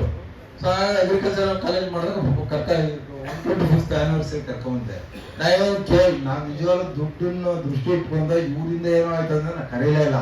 ಅವ್ರು ಒಂದು ಕರಿಯಪ್ಪನವರು ಒಡನಾಟ ಹೆಂಗಿತ್ತು, ನಾನು ಹೆಂಗಿದ್ದೆ, ನಾನು ಹಿಂಗಾಗ್ಬೇಕಾದ್ರೆ ಈ ಸಂಸ್ಥೆ ಹೆಂಗೆ ಅಂತ ನನಗೆ ಹೇಳೋದು ಮಾತು ನನಗೆ ತಲೆ ಹೋಗಿ ನಾ ಕರೆದದ್ದು. ನಾನು ಅಲ್ಲೂ ಏನು ಕೇಳಿರ್ಲಿಲ್ಲ. ಅವ್ರು ಏನಿಲ್ಲ, ಸ್ಟೇಜ್ ಮೇಲೆ DCM ಅವರೇ, ಇನ್ನು MP ಅವರೇ, 1-3 ಜನ ಮೇಲೆ ಅವರೇ ನೇರ ಮೈಕಲ್ ಹೋಗಿ ನಾನು ₹1 ಕೋಟಿ ಅಗ್ರಿಕಲ್ಚರ್ ಕಾಲೇಜ್ ಕೊಡ್ತೀನಿ ಅಂತ. ಅಂದ್ರೆ ಅವ್ರಿಗೆ ಎಷ್ಟು ಅಭಿಮಾನ ಅದು ಲೆಕ್ಕ ಹಾಕೊಳ್ಳಿ. ಬಹುಶಃ ಹೇಳ್ದಂಗೆ ಎಲ್ಲ ದುಡ್ಡಿಗೆಲ್ಲ ದಾನ ಮಾಡಲ್ಲ, ಬಟ್ ಕೆಲವರು ಮಾತ್ರ ಅದು ಇರ್ತದೆ.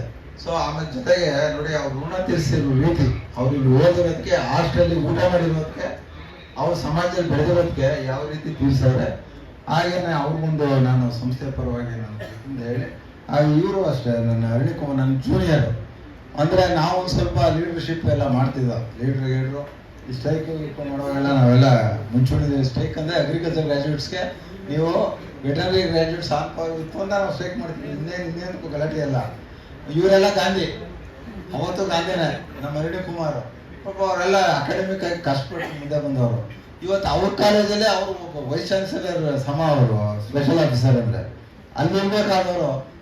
ಬಹುಶಃ ನನ್ನ ಒಬ್ಬ ಇವ್ರನ್ನ ನಮ್ಮ ಡೀನು, ನಮ್ಮ ಅಡ್ಮಿನಿಸ್ಟ್ರೇಟ್ರು, ಬಟ್ ಕರಿಯಪ್ಪನವರು ಈ ಸಂಸ್ಥೆಯಲ್ಲಿ ಗೌರವ ಇವತ್ತು ನಮ್ಗೆ ಕುತ್ಕೊಂಡು ನೀವು ಚೆನ್ನಾಗಿ ಮಾತಾಡೋರು ನಾವು ಹೇಳಿದ್ರು.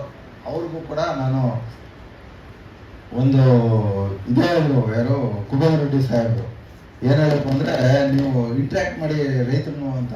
ಏನು ಸರ್ ಇಂಟ್ರ್ಯಾಕ್ಟ್ ಮಾಡಿ ಅಂದ್ರಲ್ಲ, ನಾವೀಗ 125 ಕ್ರಾಪ್ ಹಾಕಿದ್ವಿ.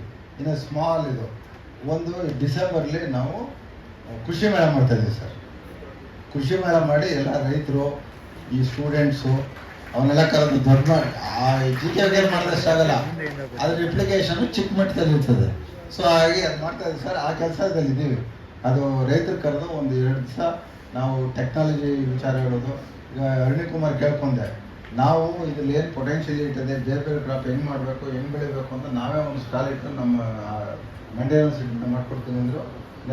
ಮೊನ್ನೆ ನಮ್ಮ ವೈಸ್ ಚಾನ್ಸಲರ್ ಸುರೇಶ್ ಅವರು ಕೇಳ್ಕೊಂಡೆ, ಅವರು ಅಷ್ಟೇ, ನೀವು ಫಸ್ಟ್ ಇಯರ್ ಶುರು ಮಾಡಿ ಮೊದಲನೇ ವರ್ಷನೇ ನೀವು ಈ ಏನೋ ಕೃಷಿ ಮೇಳ ಮಾಡ್ತಾ ಇದೀವಿ ಅಂದ್ರೆ ಇದೊಂದು ಅದ್ಭುತ ಅಂದ್ರು. ಇದೇ ಸೇಮ್ ವರ್ಡ್ ಯೂಸ್, ಅದ್ಭುತ ಅಂತ ಹೇಳಿದ್ರು. ಸೊ ಹಾಗೆ ಅದನ್ನು ಇರ್ತದೆ. ನಿಮ್ಮ ಒಂದ್ ಕಡೆ ಡಿಗ್ರಿ ಮಾಡಿ ನಿಮ್ಗೆ ವಿದ್ಯೆ ಕಲಿಸ್ಬೇಕು, ಇನ್ನೊಂದ್ ಕಡೆ ಈ ಸಂಸ್ಥೆ ಏನಾಗಬೇಕು ಅಂದ್ರೆ ರೈತರಿಗೂ ಅನುಕೂಲ ಆಗಬೇಕು. ಆ ವಿಚಾರಗಳು ಅವು ಇವು ಇನ್ನೋವೇಷನ್ಸು ಇವೆಲ್ಲ ರೈತರು ತಲುಪುವಂಥ ಕೆಲಸ ಮಾಡಬೇಕು. ಅದನ್ನ ಡಿಸೆಂಬರ್ ಮಾಡ್ತಾ ಇದ್ದೀವಿ ಸರ್. ತಾವು ಅವತ್ತು 1 ಸತಿ 2 ದಿವಸ ಇರ್ತದೆ, ಸುಮ್ಮನೆ ನಾವು ಮಾಡೋದನ್ನ ಒಂದು ವಿಸಿಟ್ ಮಾಡಿ ಆಶೀರ್ವಾದ ಮಾಡಿ ಹೋಗ್ಬೇಕು. ಅರುಣಿಕುಮಾರ್ಗೂ ನಾನು ರಿಕ್ವೆಸ್ಟ್ ಮಾಡ್ಕೊಳ್ತಾ ಇದ್ದೀನಿ. ಬಹುಶಃ ಈ ಫಸ್ಟ್ ಇಯರ್ ಮಾಡಿದ್ರೆ ಅಲ್ಲಿ ಶುರು ಮಾಡಿದಾಗ ಕಾಲೇಜು ಜಾಸ್ತಿ ಜಾಗ ಇದೆ, ದೊಡ್ಡ ಮಟ್ಟದಲ್ಲಿ ನಾವು ಒಂದು ಮಾಡೋಕ್ಕೆ ಒಂದು ಅವಕಾಶ ಆಗ್ತದೆ. ಅದಕ್ಕೆಲ್ಲ ನಿಮ್ಗೆ ಸಹಕಾರ ಬೇಕು. ಹಾಗೇನೆ ಇದು ಒಂದು ಒಳ್ಳೆ BSCG ಕಾಲೇಜಾಗಿ ಒಂದು ಒಳ್ಳೆ ಮಕ್ಕಳು ತಯಾರಿ ಮಾಡ್ಬೇಕಾದ್ರೆ ನಿಮ್ಮೆಲ್ಲರ ಸಹಾಯ ಬೇಕು. ನೀವೆಲ್ಲ ಅದ್ರಲ್ಲಿ ನಾಲೆಜ್ ಪಡ್ಕೊಂಡಿರೋ ನೀವು ದೊಡ್ಡ ಮಟ್ಟದಲ್ಲಿ ಪ್ರೊಫೆಸರ್ಗಳಾಗಿ ಅದಕ್ಕಿಂತ ಉನ್ನತ ಮಟ್ಟಕ್ಕೆ ಹೋಗಿ ನೀವೆಲ್ಲ ಈ ಸಂಸ್ಥೆಯ ಸಾವಿರಾರು ಮಕ್ಕಳಿಗೆ ನೀವು ವಿದ್ಯಾಭ್ಯಾಸ ಮಾಡಿದ್ರು ಈ ಫೀಲ್ಡಲ್ಲಿ. ಹಾಗಾಗಿ ನಮ್ಮ ಜೊತೆ ನೀವು ಯಾವಾಗಲೂ ಇರಬೇಕು ಅಂತ ಹೇಳ್ತಾ ನಿಮಗೆಲ್ಲ ಶುಭವನ್ನು ಕೋರಿ ನಾನು ಮಾತು ಮುಗಿಸ್ತೇನೆ. ನಮಸ್ಕಾರ. ಇವತ್ತಿನ ಈ ಒಂದು ಸರಳ ಸುಂದರವಾದಂತಹ ಸಮಾರಂಭಕ್ಕೆ ನನಗೆ ಈ ವಂದನಾರ್ಪಣೆ ಮಾಡುವಂಥ ಒಂದು ಭಾಗ್ಯವನ್ನು ಕೊಟ್ಟಿದ್ದಾರೆ. ಅದಕ್ಕಾಗಿ ನಾನು ಎಲ್ಲರಿಗೂ ವಂದಿಸ್ತೇನೆ. ಮೊದಲನೇದಾಗಿ ಇಷ್ಟೊತ್ತು ಕೂಡ ನಿಮಗೆ ನಮ್ಮ ಡೈನಾಮಿಕ್ ಅಧ್ಯಕ್ಷರಂತೆ ಹೆಸರು ತಗೊಂಡಿರೋಂಥ ಶ್ರೀಕಂಠರವರು ಇದುವರೆಗೂ ನಿಮಗೆ ನನಗನ್ನಿಸ್ತು ಅವರು ನಮ್ಮನ್ನೆಲ್ಲ ಮಾತಾಡೋಕ್ಕೆ ಏನು ಬಿಟ್ಟೇ ಇಲ್ಲ ಅಂತ ಅನ್ನಿಸ್ತಾ ಇದೆ. ಈ ಸಂದರ್ಭದಲ್ಲಿ ಅವರೇ ಹೇಳಿದಾಗೆ ಈ ಒಂದು ಕೃಷಿ ಕಾಲೇಜು ಪ್ರಾರಂಭ ಆಗಬೇಕಾದ್ರೆ ಭಾಳಷ್ಟು ಜನ ಶ್ರಮ ಪಟ್ಟಿದ್ದಾರೆ. ಯಾರೇ ಆದರೂ ಕೂಡ ಈಗ ನಮ್ಮಲ್ಲಿ ತಿಮ್ಮಪ್ಪನವರು ಇದ್ದಾರೆ, ಅವರು ಕೂಡ ಒಂದು ಇನಿಷಿಯಲ್ ಸ್ಟೇಜಲ್ಲಿ ನಮ್ಮನ್ನೆಲ್ಲ ಕರೆಸಿದರು. ಅಲ್ಲೊಬ್ಬರು ನಮ್ಮ ಚಿಕ್ಕಪುಟ್ಟೇಗೌಡ ಅಂತಿದ್ದಾರೆ, ಅವ್ರು ನನಗೆ ಪರಿಚಯ ಮಾಡಿದ್ರು. ನಾನು ತಿಮ್ಮಪ್ಪನವ್ರ ಹತ್ರ ಬಂದೆ. ಅದಾದಮೇಲೆ ನಾನು ನಮ್ಮ ಗುರುಗಳಾದಂಥ TK ಸಿದ್ದರಾಮೇಗೌಡರನ್ನ ಕರ್ಕೊಂಡ್ಬಂದೆ. ಏನೇ ಆದರೂ ಕೂಡ ನಮ್ಮ ಶ್ರೀಕಂಠರವರ ಅವರ ಸ್ಟೂಡೆಂಟ್ ಲೈಫಲ್ಲೂ ಕೂಡ ಒಳ್ಳೆ ಲೀಡರ್ ಆಗಿದ್ದಂಥವ್ರು. ಈಗಲೂ ಕೂಡ ಆ ದೇವರು ಅವ್ರಿಗೆ ಎಲ್ಲ ಕೊಟ್ಟಿದ್ದಾನೆ. ನಾನೇನು ಹೇಳೋದು ಅಂದರೆ ಅವ್ರಿಗೆ ಈಗ ಕರಿಯಪ್ಪನವ್ರು ನಿಜಕ್ಕೂ ಮದುವೆ ಆಗಿರಲಿಲ್ಲ, ಬ್ರಹ್ಮಚಾರಿಯಾಗಿ ಸೇವೆ ಸಲ್ಲಿಸಿದ್ದಾರೆ. ಈಗ ನಮ್ಮ ಶ್ರೀಕಂಠರವರು 2 ಮಕ್ಕಳಿದ್ರು. ಅವ್ರಿಗೆ